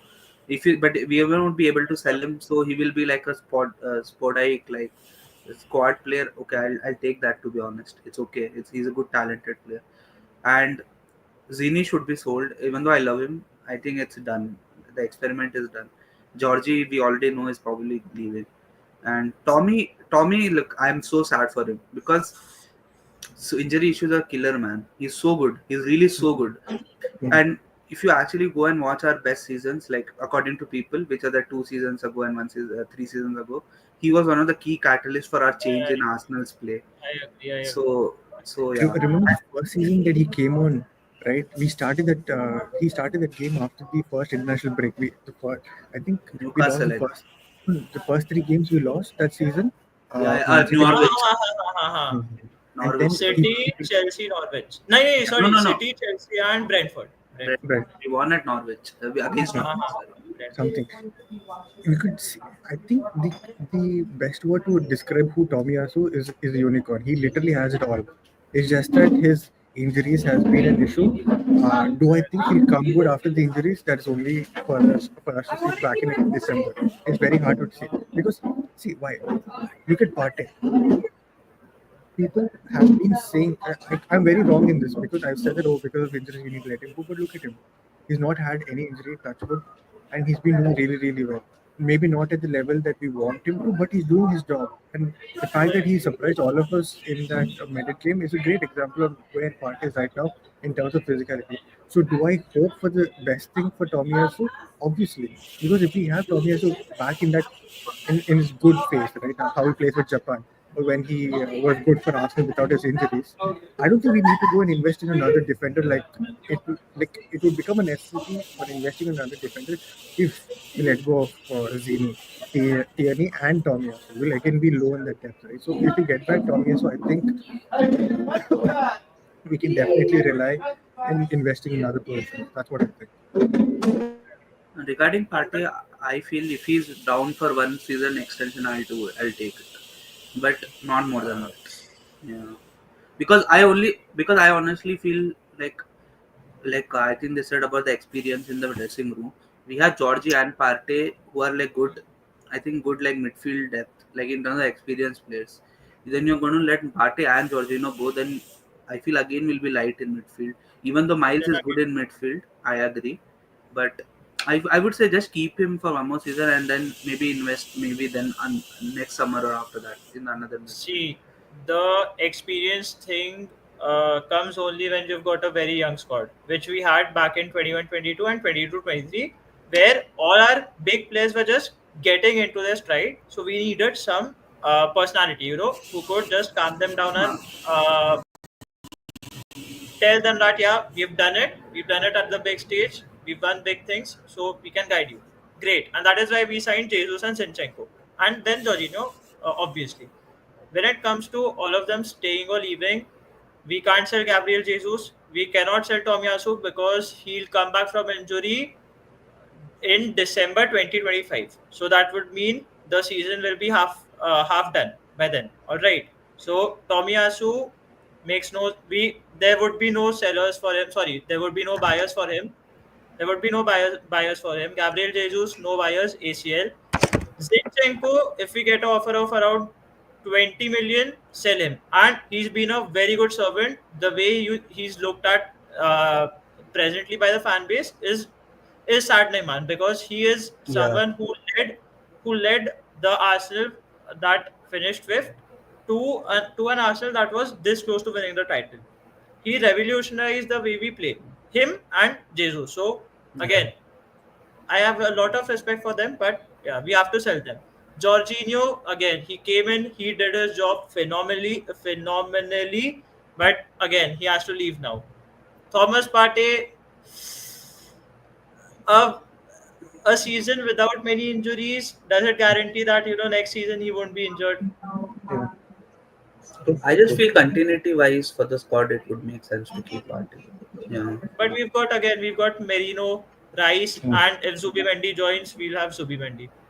mm, Yeah. I think it's not a make or break decision about Partey. So if we keep him, we keep mm, him. I honestly feel we will give him extension for 1 year. Yeah. mm, mm. Better than Haaland. Ooh, what? Better Hey, than this guy, the one thing just cries that why Haaland is shit and I will probably throw chocolate at his face or something. he says that Haaland is bad. Yeah, I could see the point, but he's just too good in finishing. Yeah. Yeah. He I That is. see. he is he he completes Manchester City's system, man. You have to have him. I mean, he literally completes you The guys. system is Haaland right now. Yeah. Exactly, yeah. The Yeah. system is Haaland. Arnav says it's a matter of time when Odegaard gets back to his good form and fans' narrative change. I I see the agree. good form. I saw the form yesterday. You see the game yesterday, right? It was so beautiful to watch. Just to like cut all I the honestly people think who. he had a good game against Madrid also. I don't know what fans were saying. Yeah, it was not the most expressive Odegaard against Madrid, but the most expressive Odegaard people have been craving for. We got that against Ipswich, right? I think It's it, just that, it, as a midfielder, as a creative midfielder, and as a midfielder of the caliber of Martin Ødegaard, you are expected to place every pass perfectly. And for mm, every misplaced pass, they're like, nah, see, he doesn't have it anymore. And that's been happening for quite some time. Again, and I'm guilty of this. Against Madrid, in the second leg, in the first half, he was not good. He was misplacing a lot of balls. He wasn't, converting transitions that we were getting. I agree. But in the second half, he picked up form and he played well. Even against Ipswich, did he lose the ball? Yes, he did. But again, he gets into those positions. It's just about not being in form right now. If it continues, yes, I'll have my concerns. But for now, we can cut him some slack. That is all I'd say. oh, he meant Jokeris is better than. Okay, okay. Again, man, See, again, I made a video regarding stats. Go look at it. Yeah, Erling but Haaland, I'll say it here, man. Erling Haaland is not a better footballer than Kai Havertz. oh god, yeah. I think we had we had this If, conversation. if we have this discussion, there are a lot of strikers that are better than Haaland, but it's Mm. just that what Haaland does, nobody else can do at such a rate. You That is the cannot, only issue. you, whatever you say about Haaland's all-around play, that Huh, kind of finishing is you can't buy that. It's Mm. not there on the exactly, market. It's literally Mm. not exactly. there. I agree. Yeah. I agree. Nadeem says great points about Nunes and Jokeris. I don't know who started the idea Jokeris isn't good enough. Maybe because players are peaking at 2022 old now. He used to play the championship. It's a good point. People are so. Championship is not an easy league. I Mm. think you know what has happened. One issue with is a good point about peaking at 2020. Like a lot of people are now we are seeing that young players are getting so pro ready. But there's also another flip side. A lot of people are not realizing that how the age gap of the players are prolonged now. You see players like Yeah, Kane, Salah, they're playing at such a high level at even 32, 33. So I don't think that buying a striker at 27, 28 is like old now. Like you are at least going to get at least 5, 6 years of good service from him if you get a guy hundred at percent, 27, 28. 100%. So this idea that Decore is an older striker doesn't make sense to me anymore. Yeah. There is Striker, this narrative. Yeah, there is this narrative. Regarding Even his striker age, does not. A even with striker Watkins does it not was there. have to. Yeah. A striker does not have to be 23 to be good, man. Even if he's 27, he can easily give you like he can play till 33 easily, Even easily. Watkins like 29. Even if you give me Give four me years, again. if Ollie you give me Watkins was a late bloomer. if you give me 4 years of Watkins of top Hundred level, percent, I'll I'll take take it. it. Yeah, I'll that's take the it. thing. so Arnav says even is between Chelsea fans. My brother was saying the major Chelsea fan base is criticizing Cole Palmer. I don't think there's anyone better than Cole Palmer in the whole of Chelsea. Oh. I'll give a comparison. I mean, it isn't Mm, a comparison that is the perfect, but try to hear me out. Cole mm, Palmer will still be Chelsea's best player because Chelsea doesn't have those many good players. Again, I'm mm, just saying in attack. mm. Jadon Sancho, mid. Who is that? Pedro Neto, roadrunner. Get him out. Who is the third attacker? Noni Madueke. I know that Chelsea fans hate him. Nicholas Jackson, good, but he's been injured, and again misses a lot of chances. So Tyreek the George. four attackers that they have are Cole Palmer among those because of the kind of season he had last season, and in the first half of this season, first quarter of this season, has had this narrative around himself that he's elite. What Cole Palmer is, in my opinion, he's a good footballer, and that's about it. Mm. He's a good footballer. Again, And he's one of the best penalty takers as well. The Panenka was world class. and when Parth it like comes to time. you can apply the same logic to Bruno Fernandes. Yeah. Oh, Bruno Fernandes, I'm not saying Bruno Fernandes is a good footballer. I'm saying he's a great footballer. I won't mm, take it away from him. But mm, Bruno Fernandes looks elite because of the team that he's in right now. That team does not have one half decent player. One half decent player. And that is why all his stats are overinflated. Again, I'm not saying he's a bad footballer. I'm just saying he's not elite. I feel these kind of footballers, they are like, they should always be the final piece of your puzzle rather than being Again, the they should not be the puzzle. They should not be the puzzle. They should be a piece of the puzzle. yeah. They should not be the, they shouldn't be your best player in your in either Exactly. scenario. I agree. I agree. Ball knowledge, aka Vamsi, he says Sesko or Isak over Gyökeres is free kicking. No, suddenly How can it be Fugazi, man? How can a player's free kick taking be Fugazi? How? Since when did free kick Honestly, become a thing? honestly, I can understand Isaac over Gyökeres because Isaac is trend proven. But to say for me, Gyökeres over Sesko is a proper project player. Like you have no opinion. Like there's no way you're going to say that he'll perform well at Premier League level. And Sesko, even in the Bundesliga, he's been playing good, but he's not like crazy, like killing the numbers like Haaland or something. So it's like it's a proper project player. So I would say Isaac over Gyökeres for sure, but Sesko over Gyökeres doesn't really make sense to me for Arsenal. I'm really intrigued as to how a player's free kick taking ability can be Fugazi. I cannot wrap What my does head around Fugazi this. mean? Fake, not real. So Declan Rice scoring 2 free kicks was fake. Yeah. And also, I love this thing, right? People are saying that they are ready to take Sesko over Gyökeres. Agreed. Different league, different player, and again talented, very talented, beautiful. The only thought I can't get behind is Samu Omoro Dion getting picked over Victor Gyökeres, and I'm like, that guy plays in the Portuguese league, is younger, is not even half as experienced as Gyökeres, and people are frothing over him. Make it make sense. And How? in the end, the numbers Gyökeres has, it cannot be Fugazi. Like even if you say he'll replicate half the form in the Premier League, I'll take 25 goals from my striker, bro. 25 goals. He's going to give me 20 goals. I'll take it. I'm not the biggest Victor Gyökeres admirer. I'm just saying that the qualities that he has, he can't unlearn them as soon as he joins Arsenal, right? The Yeah. qualities that he has fit Arsenal's striker build perfectly, because if he's the striker, the guy who would be playing as the LCM, which in my opinion would be Merino or Havertz, most of the we've got Rice as well. Depending on the game state, we can have multiple LCMs, and all of these LCMs will complement Gyökeres, and a left winger would complement Gyökeres.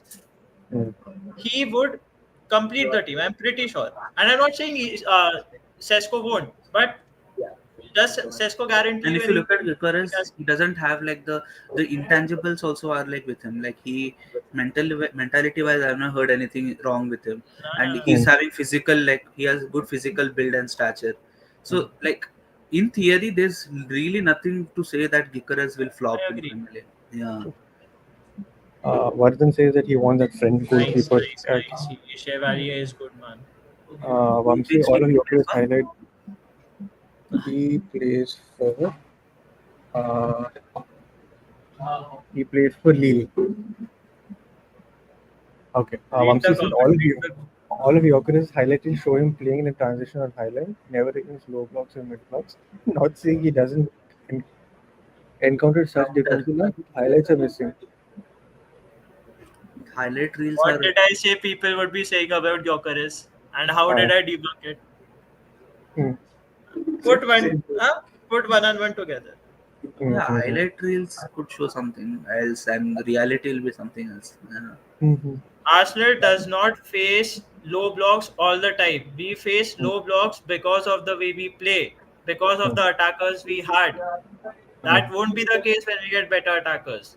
Arsenal will not play the way they are playing right now with good attackers. I'm telling you this. You see, like in City and Arsenal, he performed well. We don't play Highland that much also. Yeah, not When as did much as Arsenal City. Yeah. Or Barca. Barca is like literally like half Yeah. his height. We play Highland but not too high. Yeah. Mm-hmm. Edison had a very underrated season in 22-23 when City won the UCL. He was crucial with shot stopping as well. Haven't followed him since, but I don't think people talk about him much in general now. Fine. These days, I think for last 1.5 seasons, he's not been talked about enough. I mean, not talked about like how he used to. But yeah, I think I kind of agree with you. I And think with that, Ederson, what happens is once in a while he'll do some crazy thing, and people hmm, will just assume that this is his Nice man. general level. Yeah, hmm, hmm, but that's not his Edison general. is still living off the city hype that was created over the years, man. Whenever I see Ederson, I've at least most of the games I've seen him make some error, which hmm, mostly doesn't lead to a goal because I hmm, think they, I don't know why. It's like I've seen him make so many errors that they don't get punished. Like I have yeah. seen similar errors go punished for other teams. So like, If Vardhan is still in the chat, I would really like to know who he rates more. Is it Edison or is it Stefan Ortega? I really want to know this. Ainsley says, I was speaking in support of Odegaard. I like him, man. He was so good in that Real Madrid game. Also, seeing people hate him is insane. I'm kind of glad that you left Twitter, bro, because Twitter has completely ruined I'll Odegaard. give you a good. flip side to it. I'll give you a flip side to it. When people watch Odegaard play, it's just that you're watching him in isolation. We watch him every 3 days.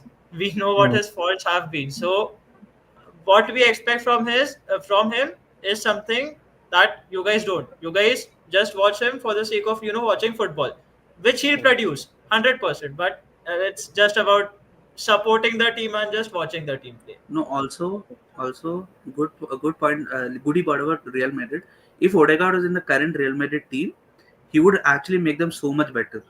Yeah, Yeah, I agree. I mm, they agree. I don't agree. have a player like Odegaard who can I agree. control the midfield. mm. Yeah, Ceballos was supposed to be that pause or Ceballos, man. Ali control. Ceballos.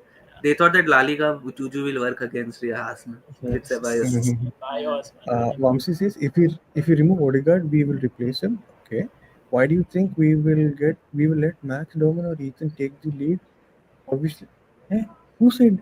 Replace No, him. no. What he's saying that if we sell Odegaard, we will sign him with a Hmm. better midfielder outside of Ethan or Doman.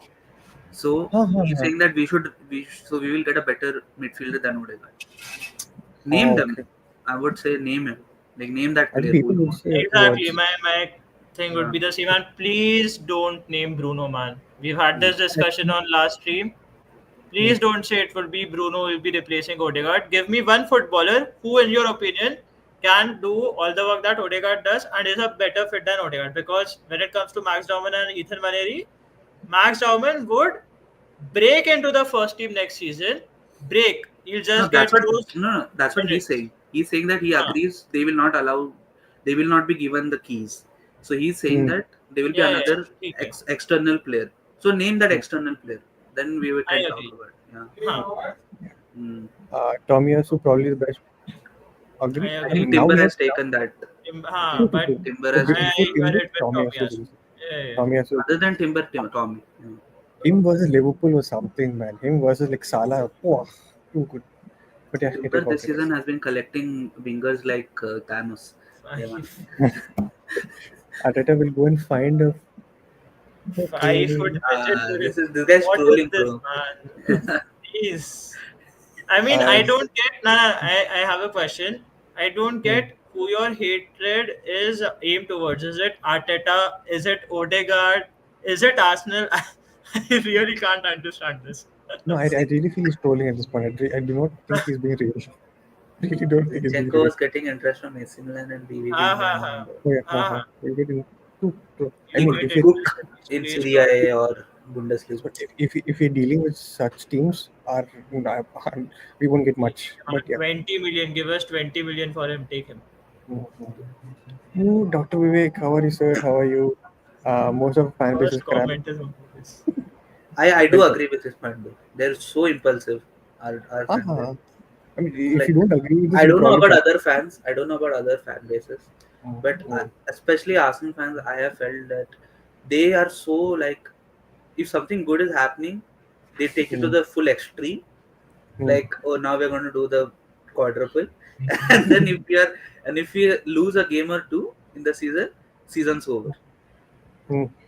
And I But think the I problem with feel that bad. kind of I I feel bad for Vivek bhai. He wasn't around when I gave a public apology. Ha ha ha. His loss. His loss. His But I'm loss. seeing the vision of Dr. Vivek with Kivior. I'm seeing the vision. I'm seeing it. Oh, Kivior, I'm seeing the vision. Our next VVD is Kivior only. I predicted a long time back. Role of Odegaard is completely changed. Initially, he was only created in attacking. Now he's a build-up, allowing his teammate. Where, Dr. Vivek, where were you when you were discussing regarding Odegaard? Where were you? The last line is was so important. His Yeah. current role makes his teammates better. Yeah, Mhm. that's the Yeah. thing. So Probably for the Arsenal. first time this season, Barca this is looked so true. unbeatable and This is so true. mm, They barely scraped the win in the last match. Yeah. And you, you they can go on talking about remontada this, remontada that, but hand to heart, did you like the way your team played? Hand to heart. you, Don't say you, that we won the game. So Barca he's won 4-3, not so they were not a screaming Barca fan, but remontada. I'm just Yeah. saying okay, it okay, out okay. loud for whoever Uh, wants to respond. Like, I just say that for Ainsley, again, man. Just say that for Ainsley. ah, I don't. again, the thing with PSG and Barca. If we've got time to discuss it, we'll discuss it right now. The topic Ah, that we discussed off stream that day. we'll Please, take like, the rest of the comments and then we'll bring it up. ha. Yeah. Please do. With Lewandowski gone for like 3 weeks, I think that'll be like very But problematic. they've But got yeah, Ferran Torres, man. They've I got do and think Ferran. He's been and doing Lopez very too. well. I do think Barca is Mm. peaked too early. I do believe in that. I think they are like they are like too thin now. Their schedule is too crazy right now. It is, yeah, Yeah. yeah. They've got a And yeah, lot of Ainsley games. And has I been think the way consistent. the intensity with they played in the starting of the season, they can't keep that up anymore. Yeah, You I never do know. feel But that. I uh, just have one question for you guys. Okay, so when it comes to all three of our opponents in the Champions League now, uh, uh, tell me who do you rate the highest, starting from the toughest opponent you think that there is, that we hands can down face, Inter, that Arsenal can face. hands down Inter, Okay, hands so Answer I down. one, two, three. I will give my opinion without taking into account any historical thing or Ha ha ha all the thing ha. everything. Right now, Remove that. currently. I would say based just because of their individual talent and the guys who they can just create out of nothing. I would say Barca because I feel that they are having the players who can hurt us by making a moment. Like even if you have the best system, if you can create a moment out of nothing, like Yamal and other guys, Rafinha, Lewandowski. Second, Mm. Inter because their system is crazy good, Mm. and third PSG Mm. because even though they have been in good form, even people just disregard their bad form, which doesn't make sense. Both are in Mm. sample sizes. So for me, PSG, and then fourth, I'm gonna rate us अरे highly. Fourth कैसे आ सकता है यार, Fourth fourth Fourth is कैसे आ Liverpool. सकता है, we can't face ourselves. if we had if we I'm no, let us hypothetical scenario. If Arsenal was facing a team like Arsenal, they would make them fourth only because I think we our lack of striking options does not make us strong enough compared to other teams. Yeah, हाँ, I do agree that. Yeah. but No, what Okay. I'm saying, I'm saying we are the fourth least likely to win the Champions League in my opinion. Even though I support Arsenal. Yeah, On paper, okay, okay, okay. on paper, on on paper, paper. I'm disregarding everything. Uh-huh. See, Sucheet, your in terms of being well coached, I think the way Arsenal are doing this season is incredible. Yeah, Right, with the the thing is, we are strikers. well coached. We are not like we are having good personnel, but Mm. no other manager could don't have like do this with. elite attackers. We Yeah, don't we have don't have elite related. attackers. Yeah, Mhm. For me, again, I would say Inter are like hands down the toughest,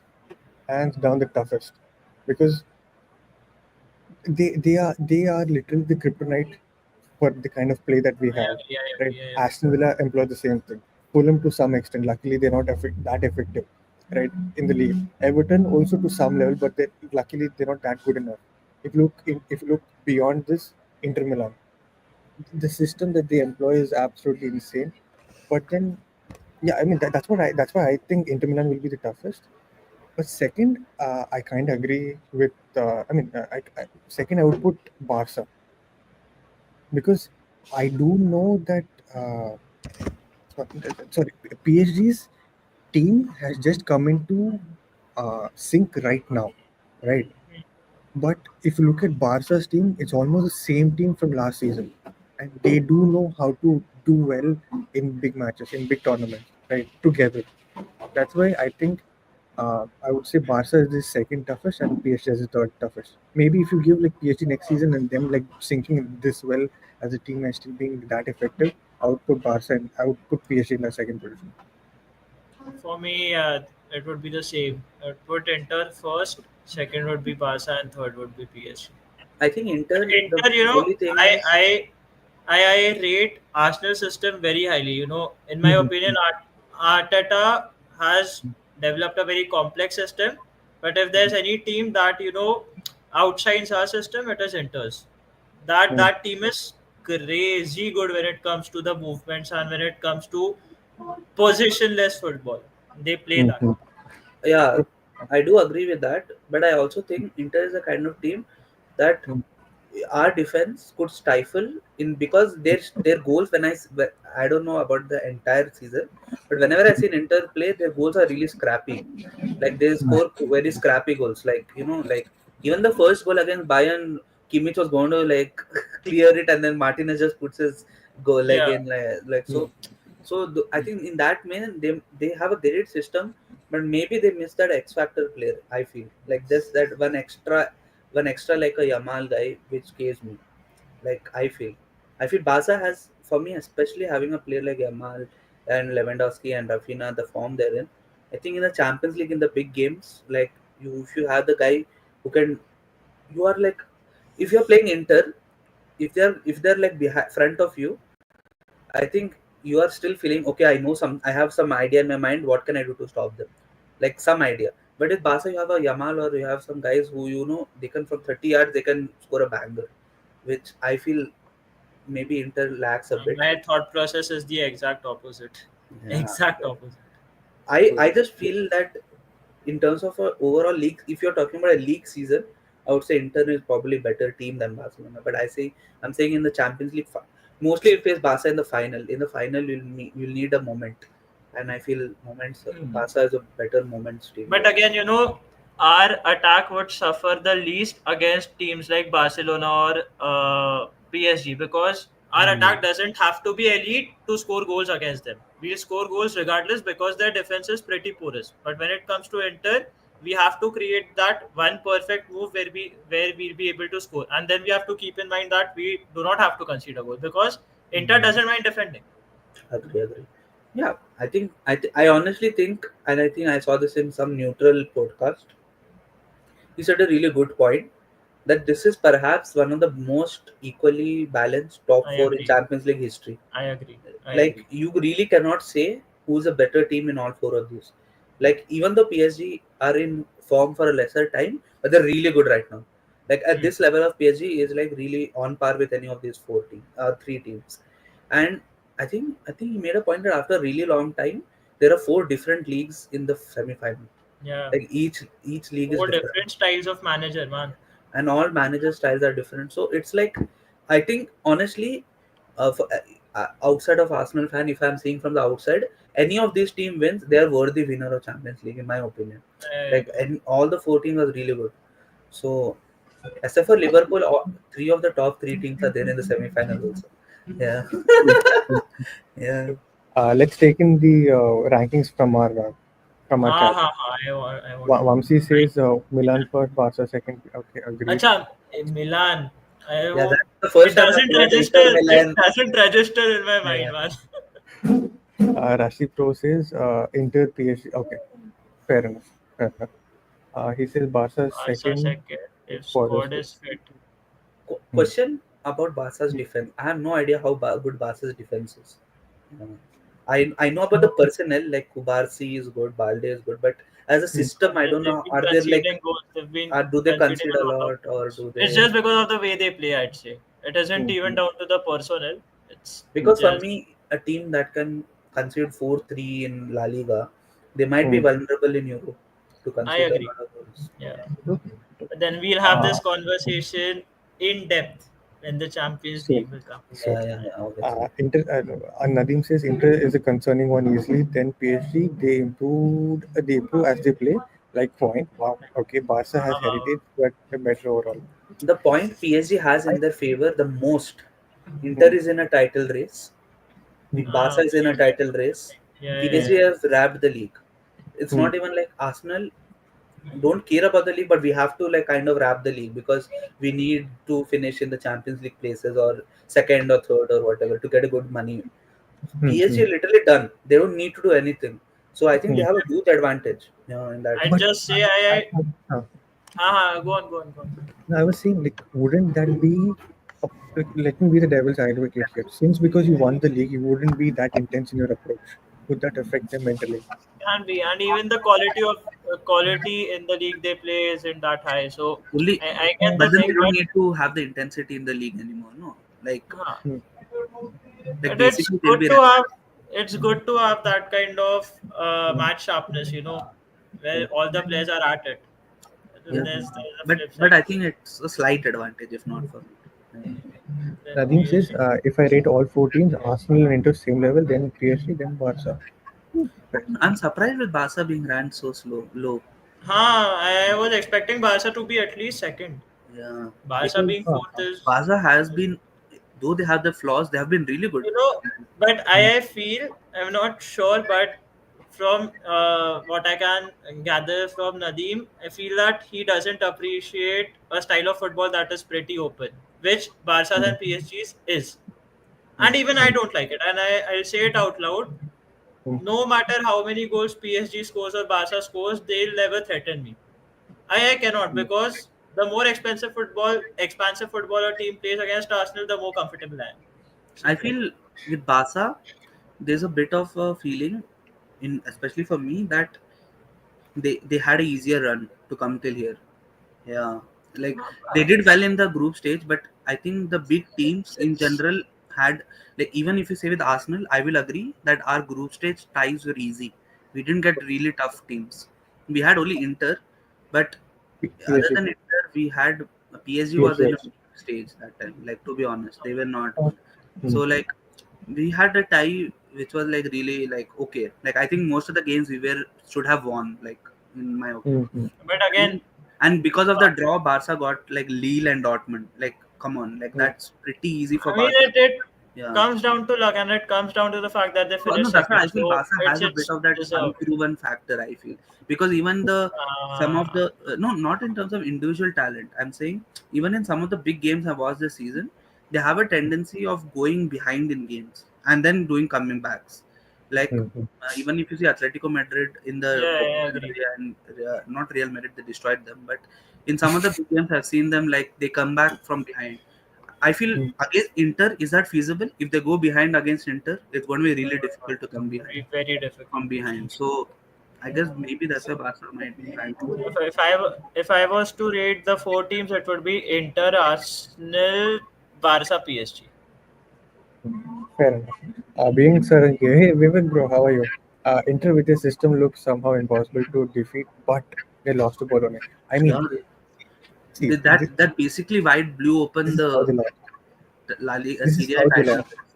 Oh, Yeah, we don't This have is a how player they who can lost. do this. Yeah, we don't have a player who can do this. That is a Trossard goal will that try it, but he'll go defeated. to Rosette. Yeah. but That is true. again, with Inter you can't really go wrong, because for me to win defensive championships. What am I saying? Mhm, To win tournaments, you have to be sound defensively. mhm, And And mhm, I made a uh, point of Inter not being having a title race, but let's not forget they are the only one which has a chance of a treble in the season right now. hmm, They are in with a treble chance. True, So, and true. the last time they won it, they were a similar team which was very defensive solid. Yeah, Mhm. and they faced Barca in the semi-final. Last time they won treble. Yeah. Pratham, hey Pratham, how are you? We're doing well. A chaotic morning, but yeah, here we are. Uh, okay, who all from the Arsenal Academy are ready to break? I mean, we Max have Darwin. MLS. I think Max Doman is the They've easiest actually one. come into the team, right? I honestly think Mm-hmm. if Obi Martin had stayed, he would have had a chance next season. 100%, man. 100%. Hmm, hmm. He missed a trick. He should have stayed. Yeah. I don't agree with teams like Teams like elite as they are used nowadays, in my view, the definition has changed, and now the more persistent to prefer the best. Yes. I agree, but in a one-off Yeah. match, in a one-off match, form doesn't really matter. Yeah, if you have Hmm. players like it will help you. Believe me, I'm telling you here, Arteta and Arsenal will get a backup striker. Our best striker will be Havertz, and hopefully back after improving his shootings, Merino. Okay, It's this has. interesting, but no, Hmm, I think it should be opposite. I think Harvard should be our backup striker, and the main striker should be our striker. Yeah. hmm, Havertz and Merino will share positions, in my opinion. Havertz will be the backup striker. He'll be the LCM, and hmm, then he can even deputize for Odegaard if needed. Merino will predominantly be the LCM and hmm, the CDM.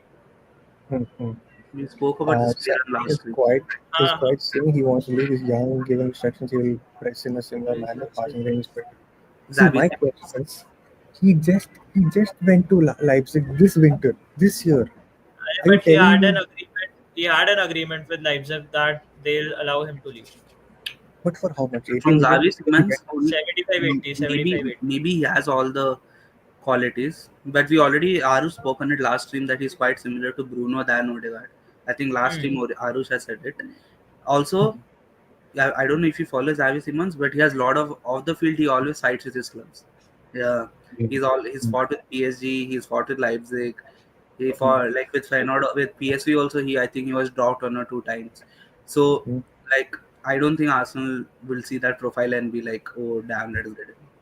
Yeah. See, if the Odegaard role is changing next season, I mean, if we are actually deploying a central attacking midfielder from next season, a proper number 10, I would mm, wholeheartedly listen to all these arguments of having, better players. I would even take a Morgan Gibbs right. Give me Eberechi Eze.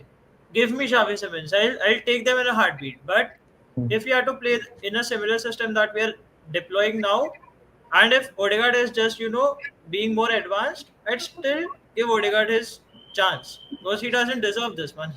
He can't be ousted from the team, man, just because of one bad season. Mm.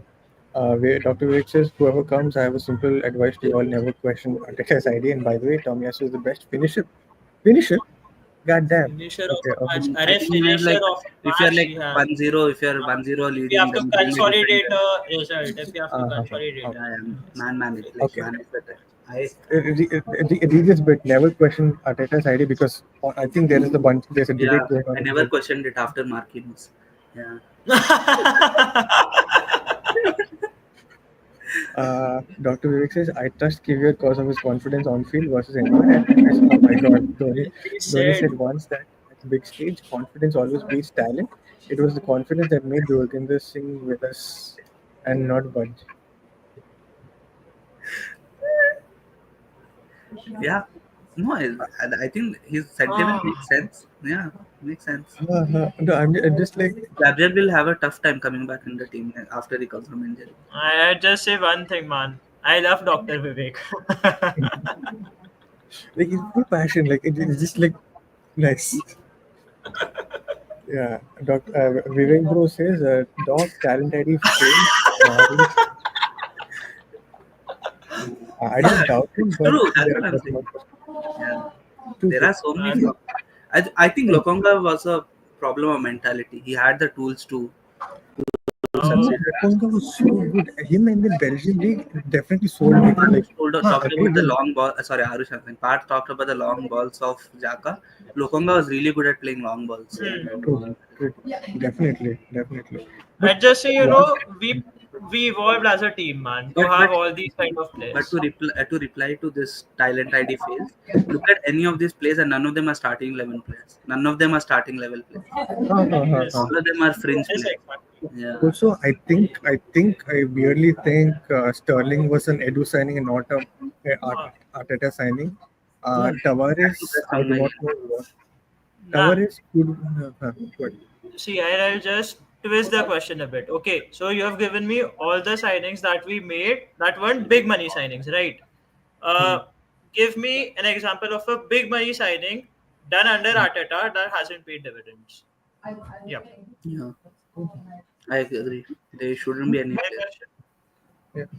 You can AG argue it said, can be Havertz, but no, in my No, no, opinion, I'm not he's buying been a very Havertz, good. bro. He's Havertz been a hate very is like it's not tolerated in this channel. good. AG says Leva's also injured and Balde also, so it's 80% Barca and 20%, not 80% Inter and 20% Barca. Balde is more Uh, crucial than Leva by. Yeah, I've been hearing yeah, this. yeah. Yeah, But he's now, Ainsley, from what I've been hearing from my Barca friend, he is of the opinion that if Danny almost starts and has a good game, you guys are winning. Huh. Do you But agree with Danny almost starting is like Tommy is coming back. now? But he supposedly is elite at breaking low blocks. Mhm.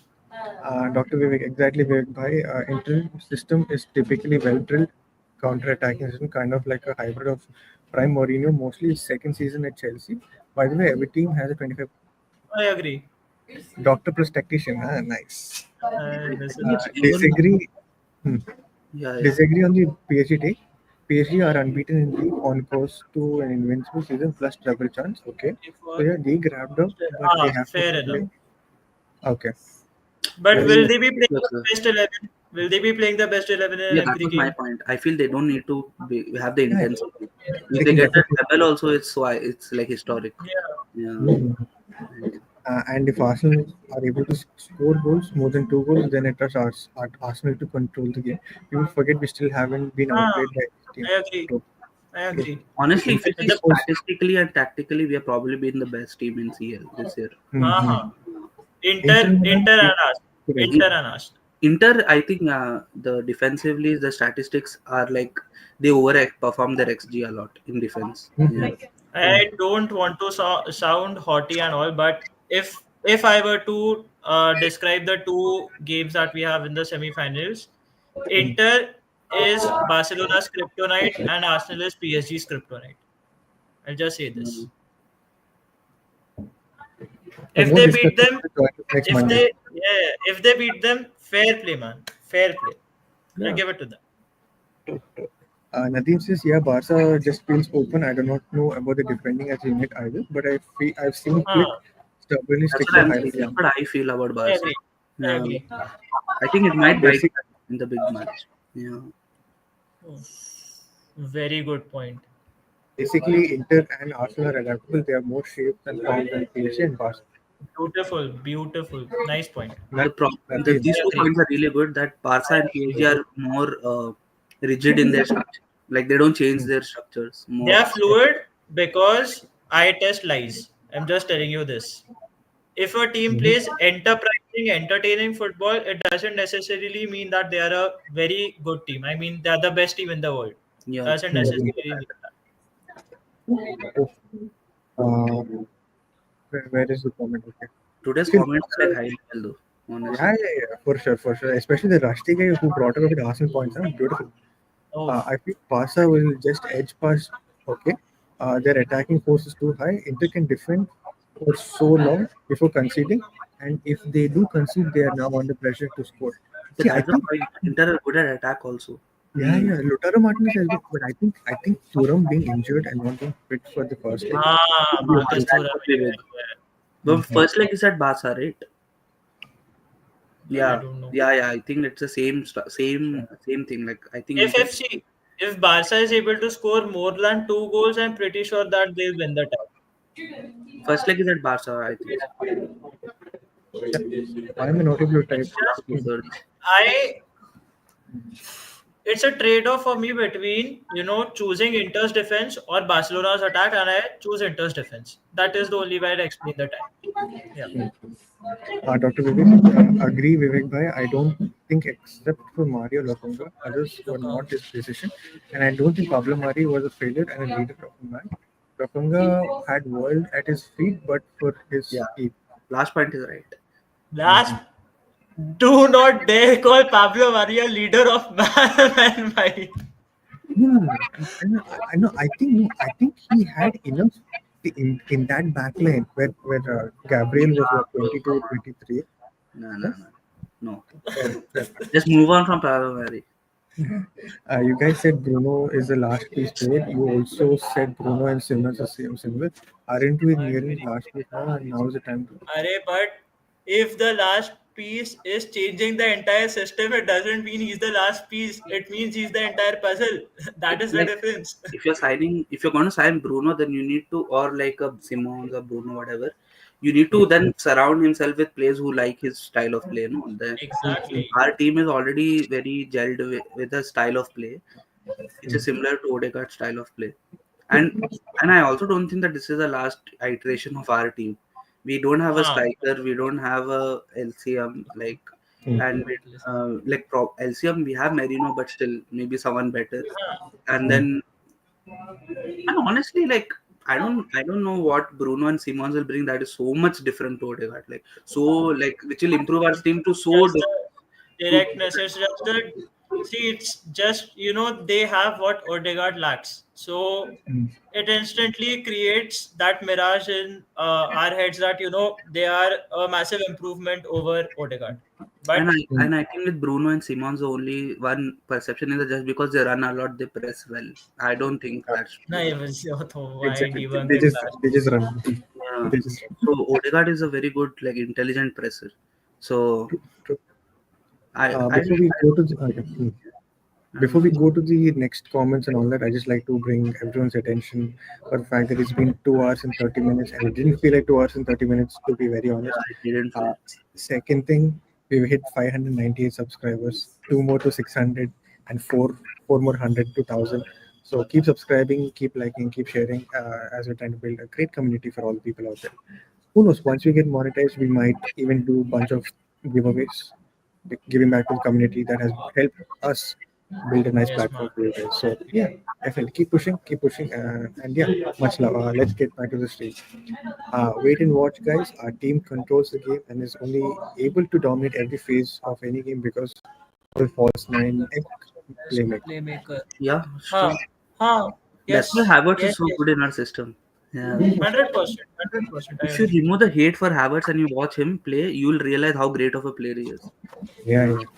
That's And Also, I can assure you, once Kai Havertz comes in, man, it would be man. Merino as a striker was good. It is going to happen. I'm telling yeah, you. yeah. I'm telling you, it's going Dude, to happen. I'm part of three group chats, right? One of the groups had already started. If Havertz come back, I still want Merino as my striker. I'm like, if Havertz comes in the final, back to for the final, if we somehow win the semi-final and we're back in the final, if Havertz is back for the final, I'll make us our favorites. I'll make us the favorites. Really, but I I wouldn't re- start him. I I would would bring say him. I would bring him on. I would bring him on, but I wouldn't start him yet I because I'll disrupt. don't care how he which what way he performs in which phase or whatever.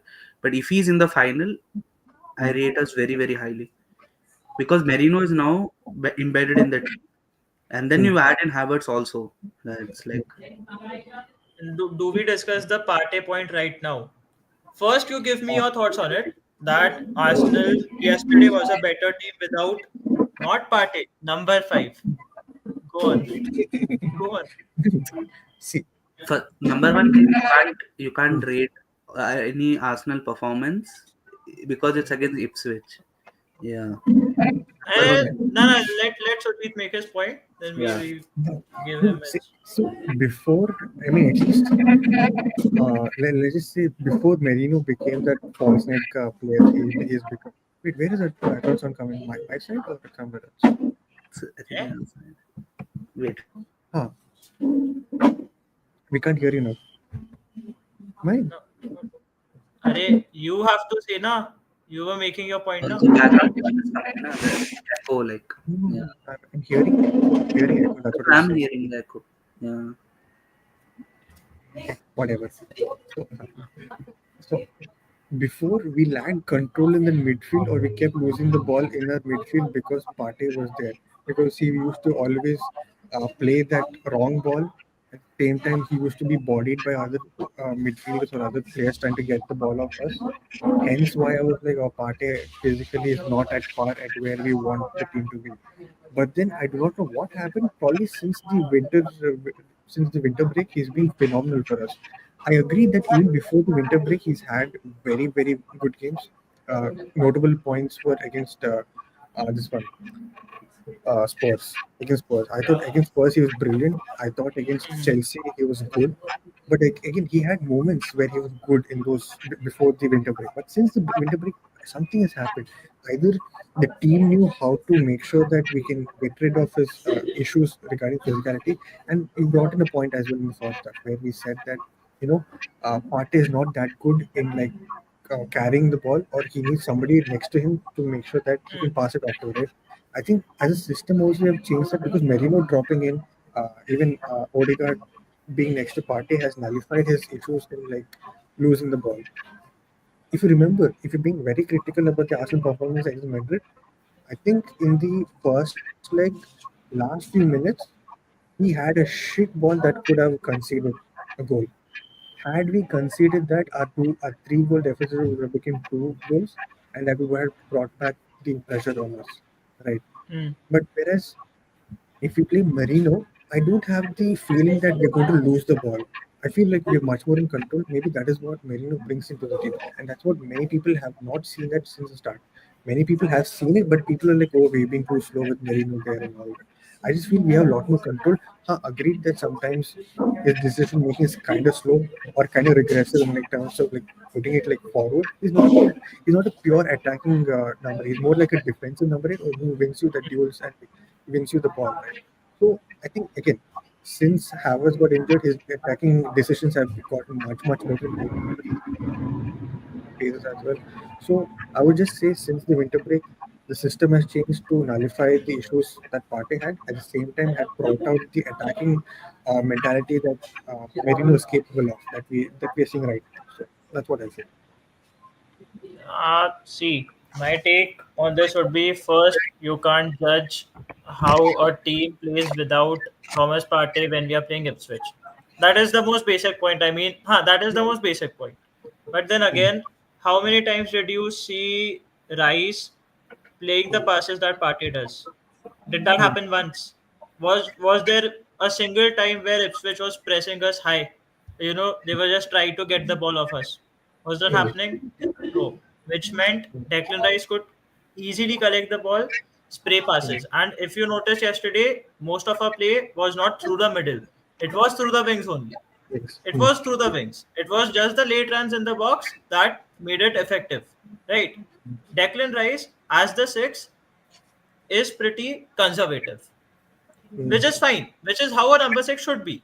But when you pair Thomas Partey, you expect being conservative as well, but you also expect your team to be on the front foot.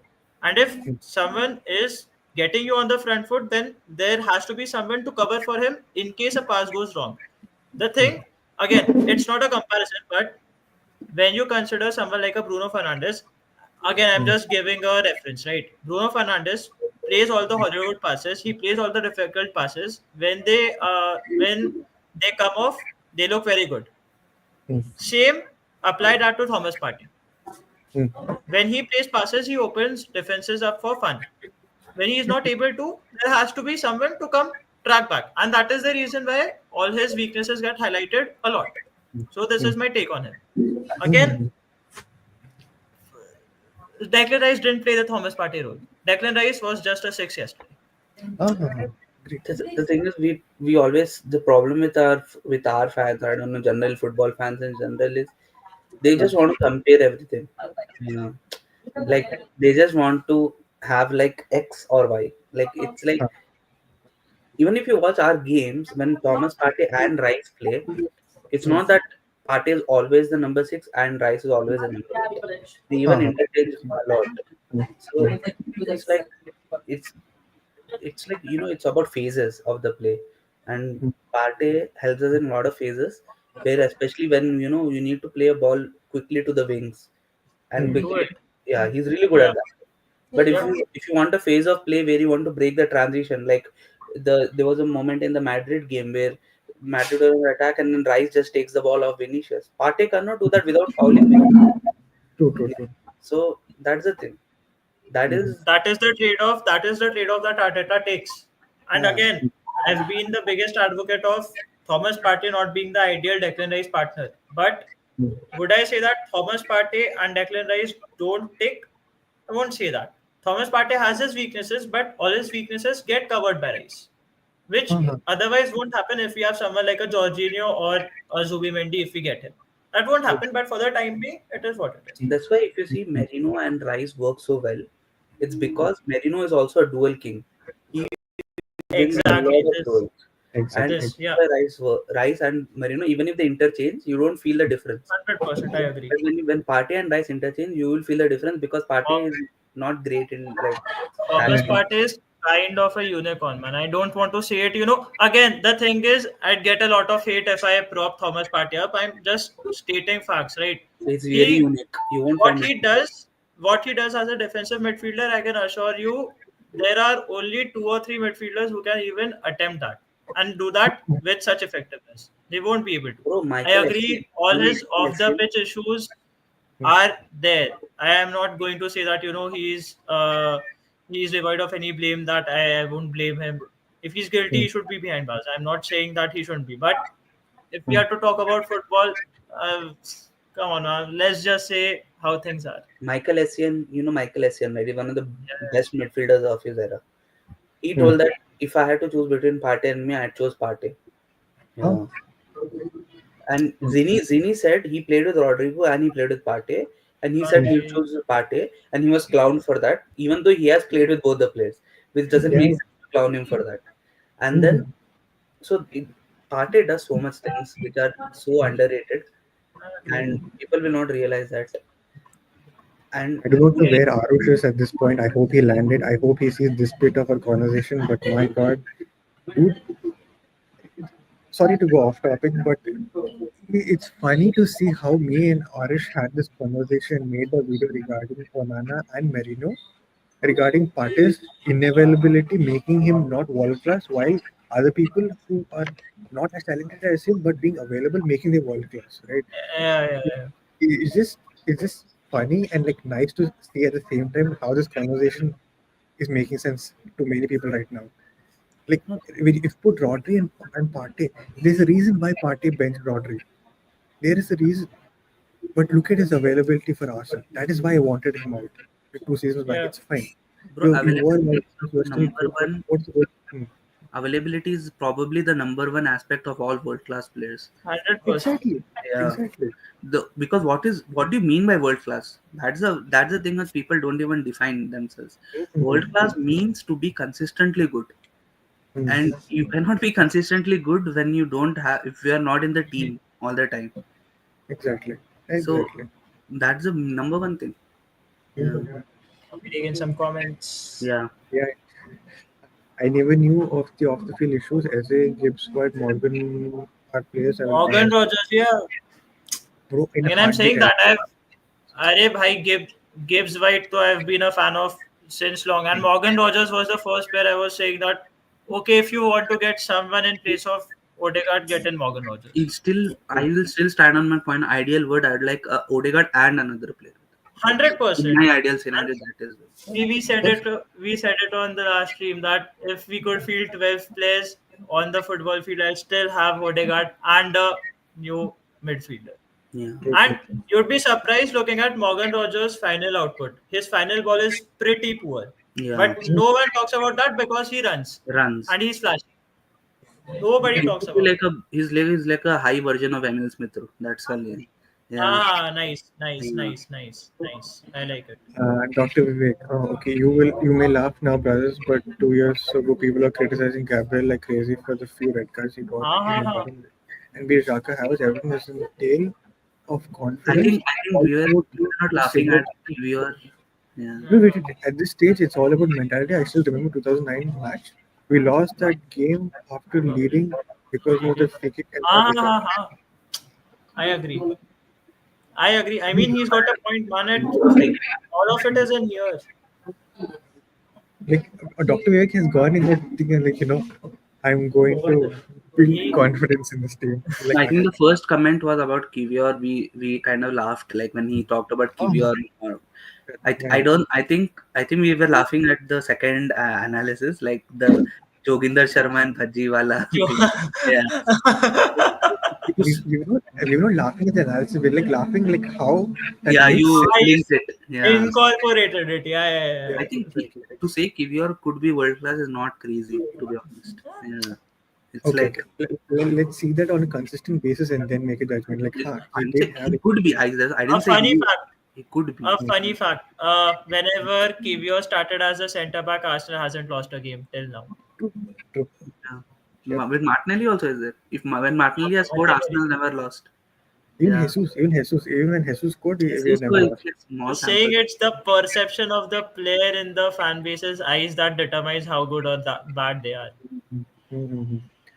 Doctor, he was a leader of men, Parth and Salman. You guys may forget when he came from and what he did in Latin America. By the way, all those signings are done in Vinicius. Tell me about your last Ah, trade. I just said the same thing. Like, judge him for the big money signings or the impactful signings he's made. Then you'll realize that there are rarely any flops.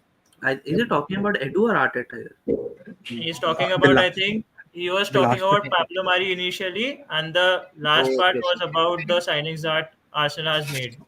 Mm-hmm. Pablo Mari, okay, I will not say that he's a worst professional or anything, but he's like, but he's not Arsenal level player, to be very honest. And the the last one is true. Yeah, last 3 years Arteta has been cooking with the big signings at least. Yeah. I saw you in Malu Talk Arsenal pod. Hey, welcome. Thank you so much for coming onto the channel. I hope you subscribe to. Who's the player in the photo?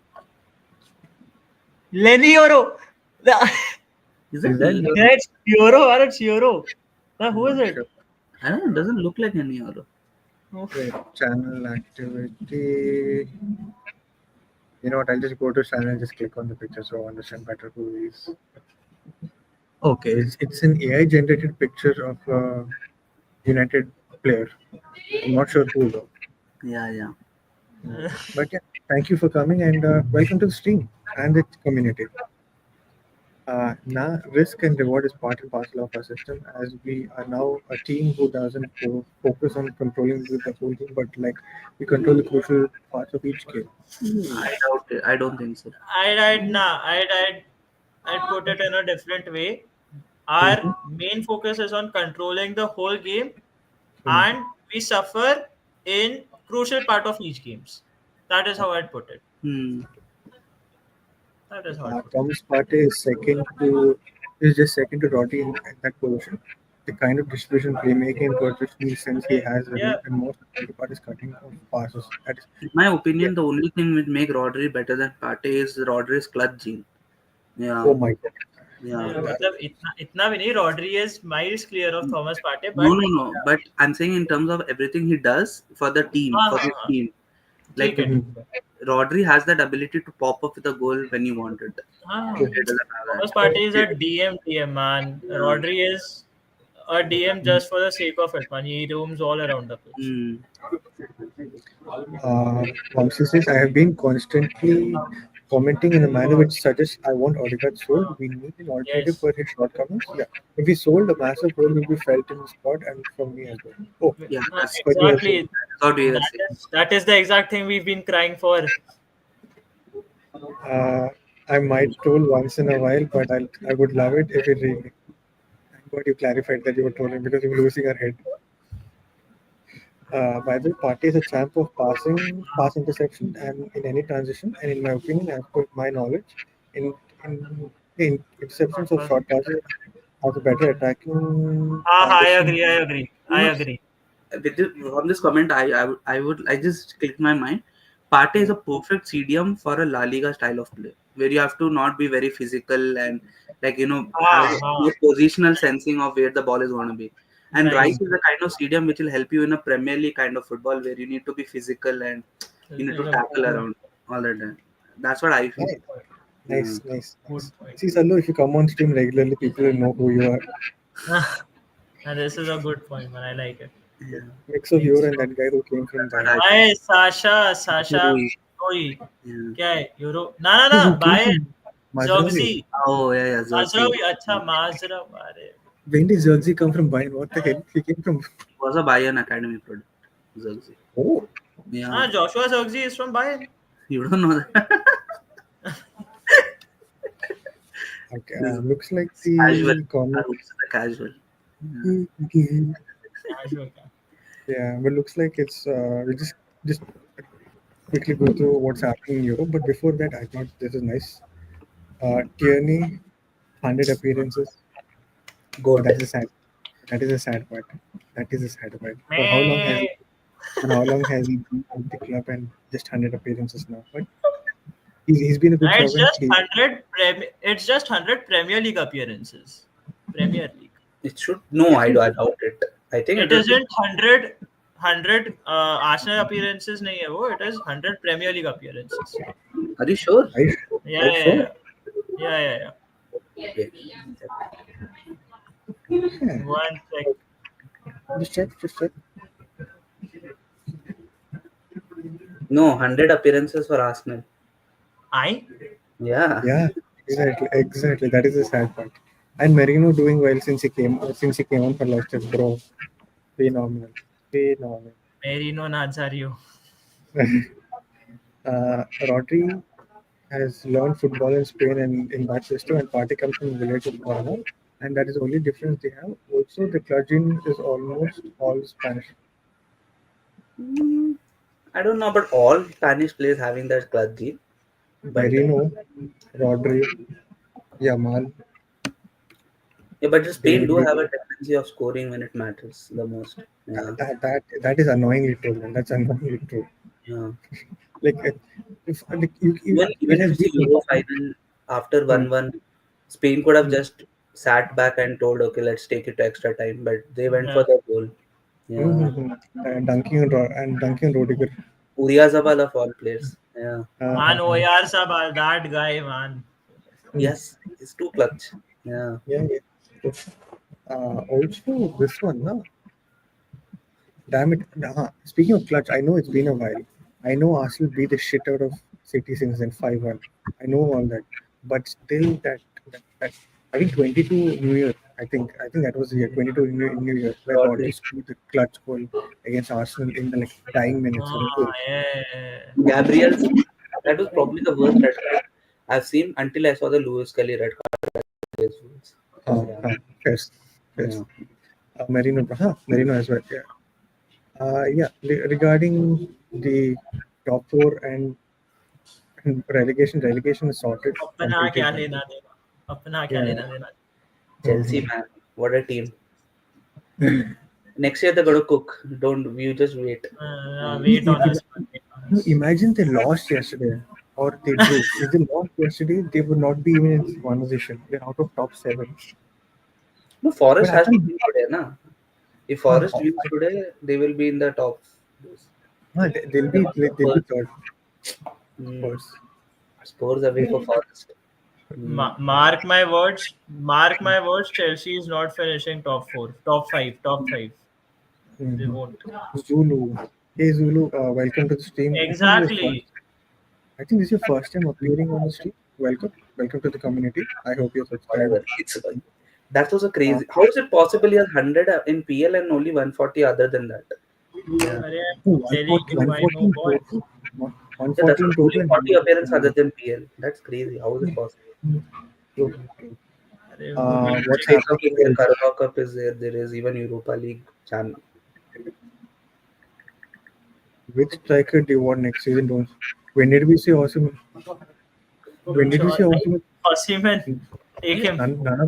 None of us said Osimhen. We don't want Osimhen. But again, no. Again, he's a good guy, but Yeah, a mentality issue.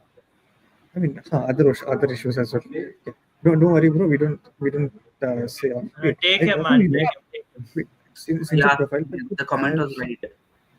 A centenary of Premier League appearances for Kerry. Yeah. Yes, he got 100 PL appearances. 27-year-old came on as 73rd minute for his 100th league game in Red and White. And Rashford don't worry, bro. for United. Rashford will come back and bang. Yeah. See, Rashford, what he's doing right now at Aston Villa is typically what he used to do in his purple patch. Another for United. purple patch, bro. He'll go back and he'll become crap again. Yeah. No, but He's hold on. He's scoring If goals. Villa can act Smart. If Villa is to let go of Ollie Watkins in the summer, they can They'll keep sign Rashford. Rashford for 40. Yeah. Hmm. I think they can even sign Essential. Anyways, Zulu, yes, sir. First time on Steam, found your channel after. Welcome, welcome. Do let us know which club do you support. Any team in Premier League, anyone in La Liga. If you're a Barca fan, welcome. Tottenham. Ainsley, you might have another I Barca want a fan on. Tottenham fan to support us. Yeah. That's Yeah, when we'll truly make it. Even a All of rival us is are calling in. Tottenham. All of us are Tottenham fans, man. Ganta, we are I can't Tottenham hate fans. Tottenham. I can't hate Tottenham. Yeah. Nah, man. Tottenham Yeah. is cute. Yeah, Tottenham is cute. Yeah. Chota bhai. Yeah. Speaking of things that are happening in Europe, Bro, dude, what a have goal you by.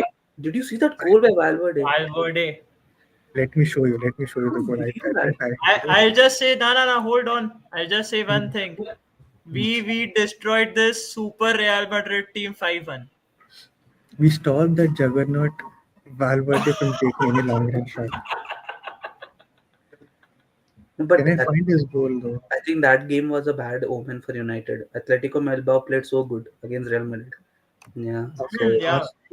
Arsenal fans since 2013-14 when we signed, welcome, welcome. same. This is the pipeline that we need. This is the pipeline that Arsenal Bro, deserve. people talk about Henry pipeline. Ozil pipeline for Arsenal has been insane too. He created a lot of fans for Arsenal. True, Uh, very underrated pipeline to be fair. Very, very underrated.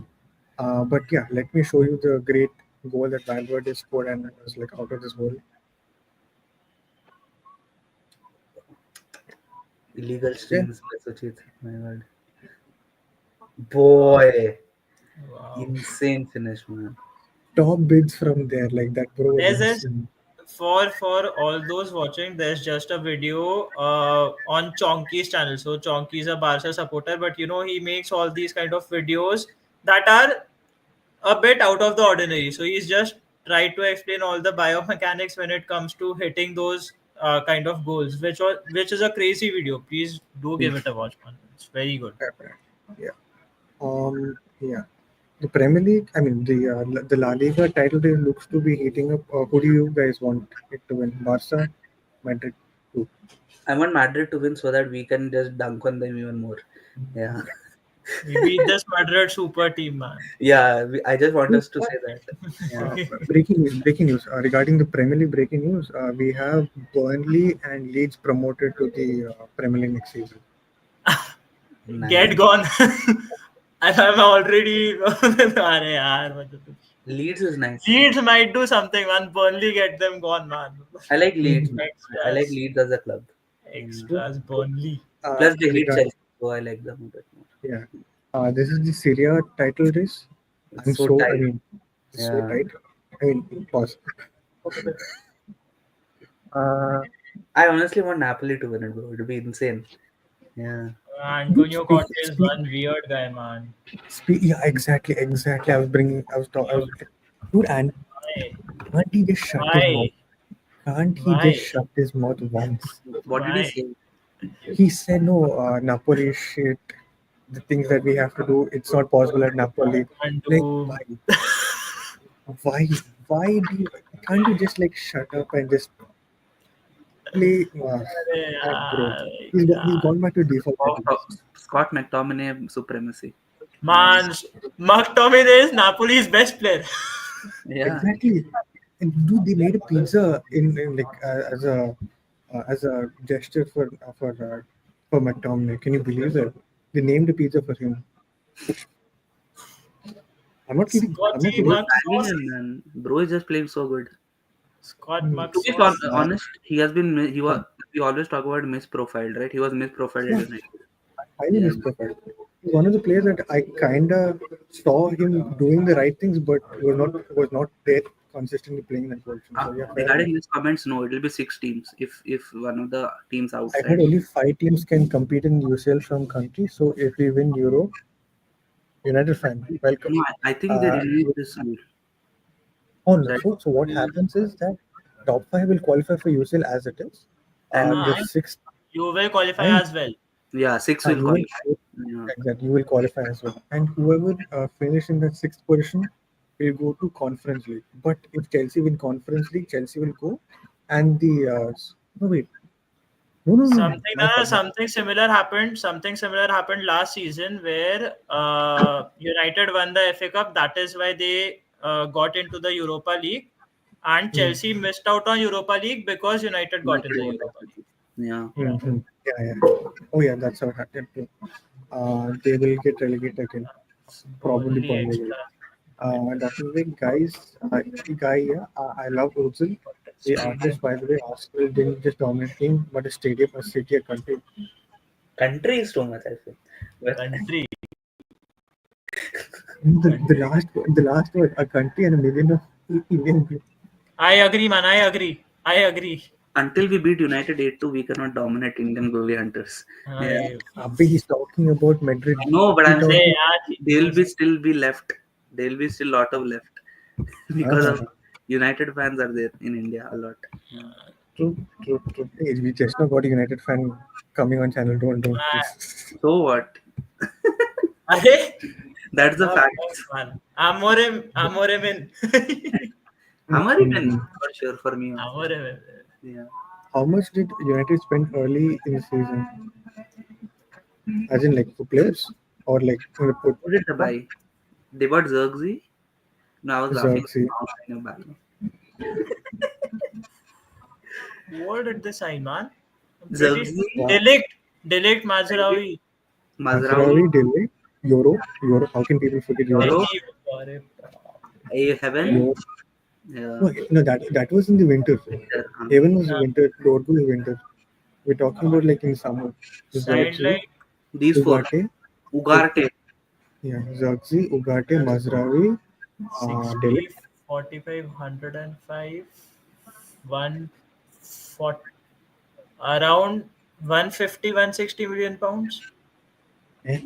What do you say? Euro itself costs 65 million. Euro 65. Euro Xerxes, 6. We'll just use round. We'll just round off the figures. Okay, Euro 60. Delict plus Mazraoui was 40. 42, 40. 40, I think. So it is 100. 100. Then Ugarte for 60. We have 160, and then they got in Xerxes, how much? Zirkzee 40. 200 million pounds. 200 million. Huh, 200 exactly. million pounds. United fans are migrated to where? Two glory hunters. So Real, man. All of them are The amount Real. of head loss Arsenal has given Madrid fans is insane respect to Arsenal. Chido Martin is somewhere as well. Oh yeah. But he didn't go for a lot, right? I It was just a think- free transfer, no? I think less He than didn't million. give him a he didn't give him a deal, he left.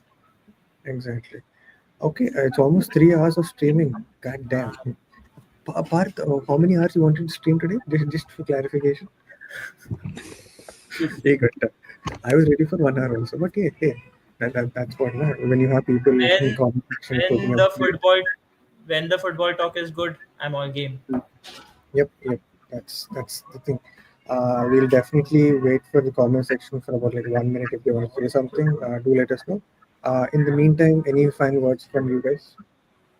And I just say, I thought last stream peaked, but this for me has been my most favorite stream on this channel till date. Yeah, same. I enjoyed it a The lot. conversation has been. I don't know if you guys remember the conversation we had right before the winter window closed, right? That conversation. No, sorry. The conversation that we had with the chat after the winter transfer window. People kept saying, "No, it is Arteta's fault. No, it was fault. It is this fault." That I think that conversation was also great.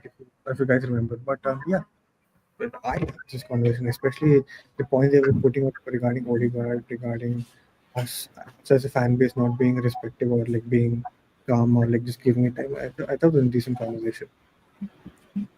Those cringy glory hunters, man, they're like, we will be at a plaza.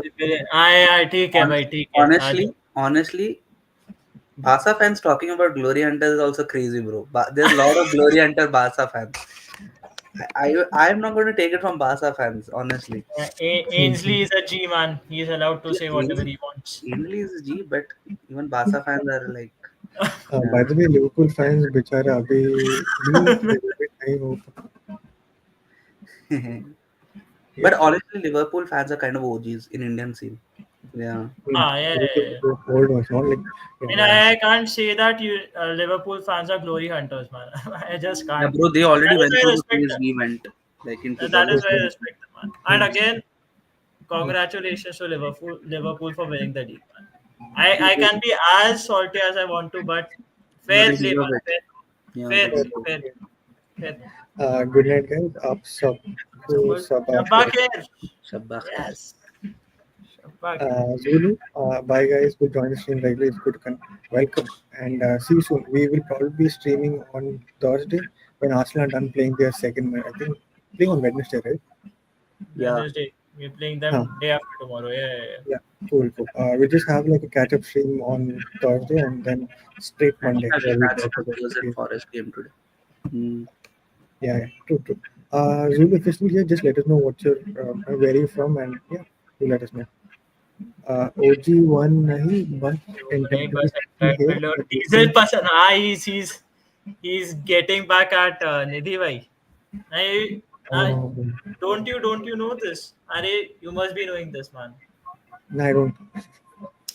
Oh, It's a long it's yeah. a long On Vivek Bhai's stream, being yes sent yes the yes stream. yes True, yes true, true. yes.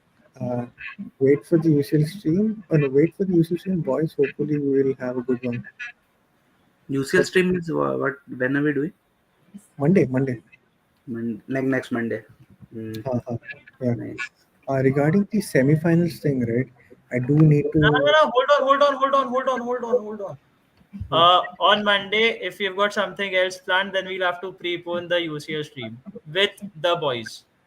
I mean, with your Uh, guys. uh, uh, uh. No. See, Keep that in the UCL stream with other people, I'll have to genuinely see because of the fact that uh, this week, Thursday, Friday is the only time I can like stream with other people. But yeah, I'll have to see. mind. Oh, I just definitely. hope, Actually, Sucheet, man, uh, I just hope it pulls through. yeah. Let's just hope the Monday thing pulls through because if that happens, it's huge for this. But yeah, nothing said. Just let's just hope something big happens. That's all I'm going to say. Yeah. Regarding the semi-final stream, I do not know if I can make a stream, but I can definitely do something recorded. I guess. Maybe yeah, nice recorded video. That'll be great. But yeah, We'll stream. have these guys on, man. I really want to know Ainsley's thoughts on what Mhm.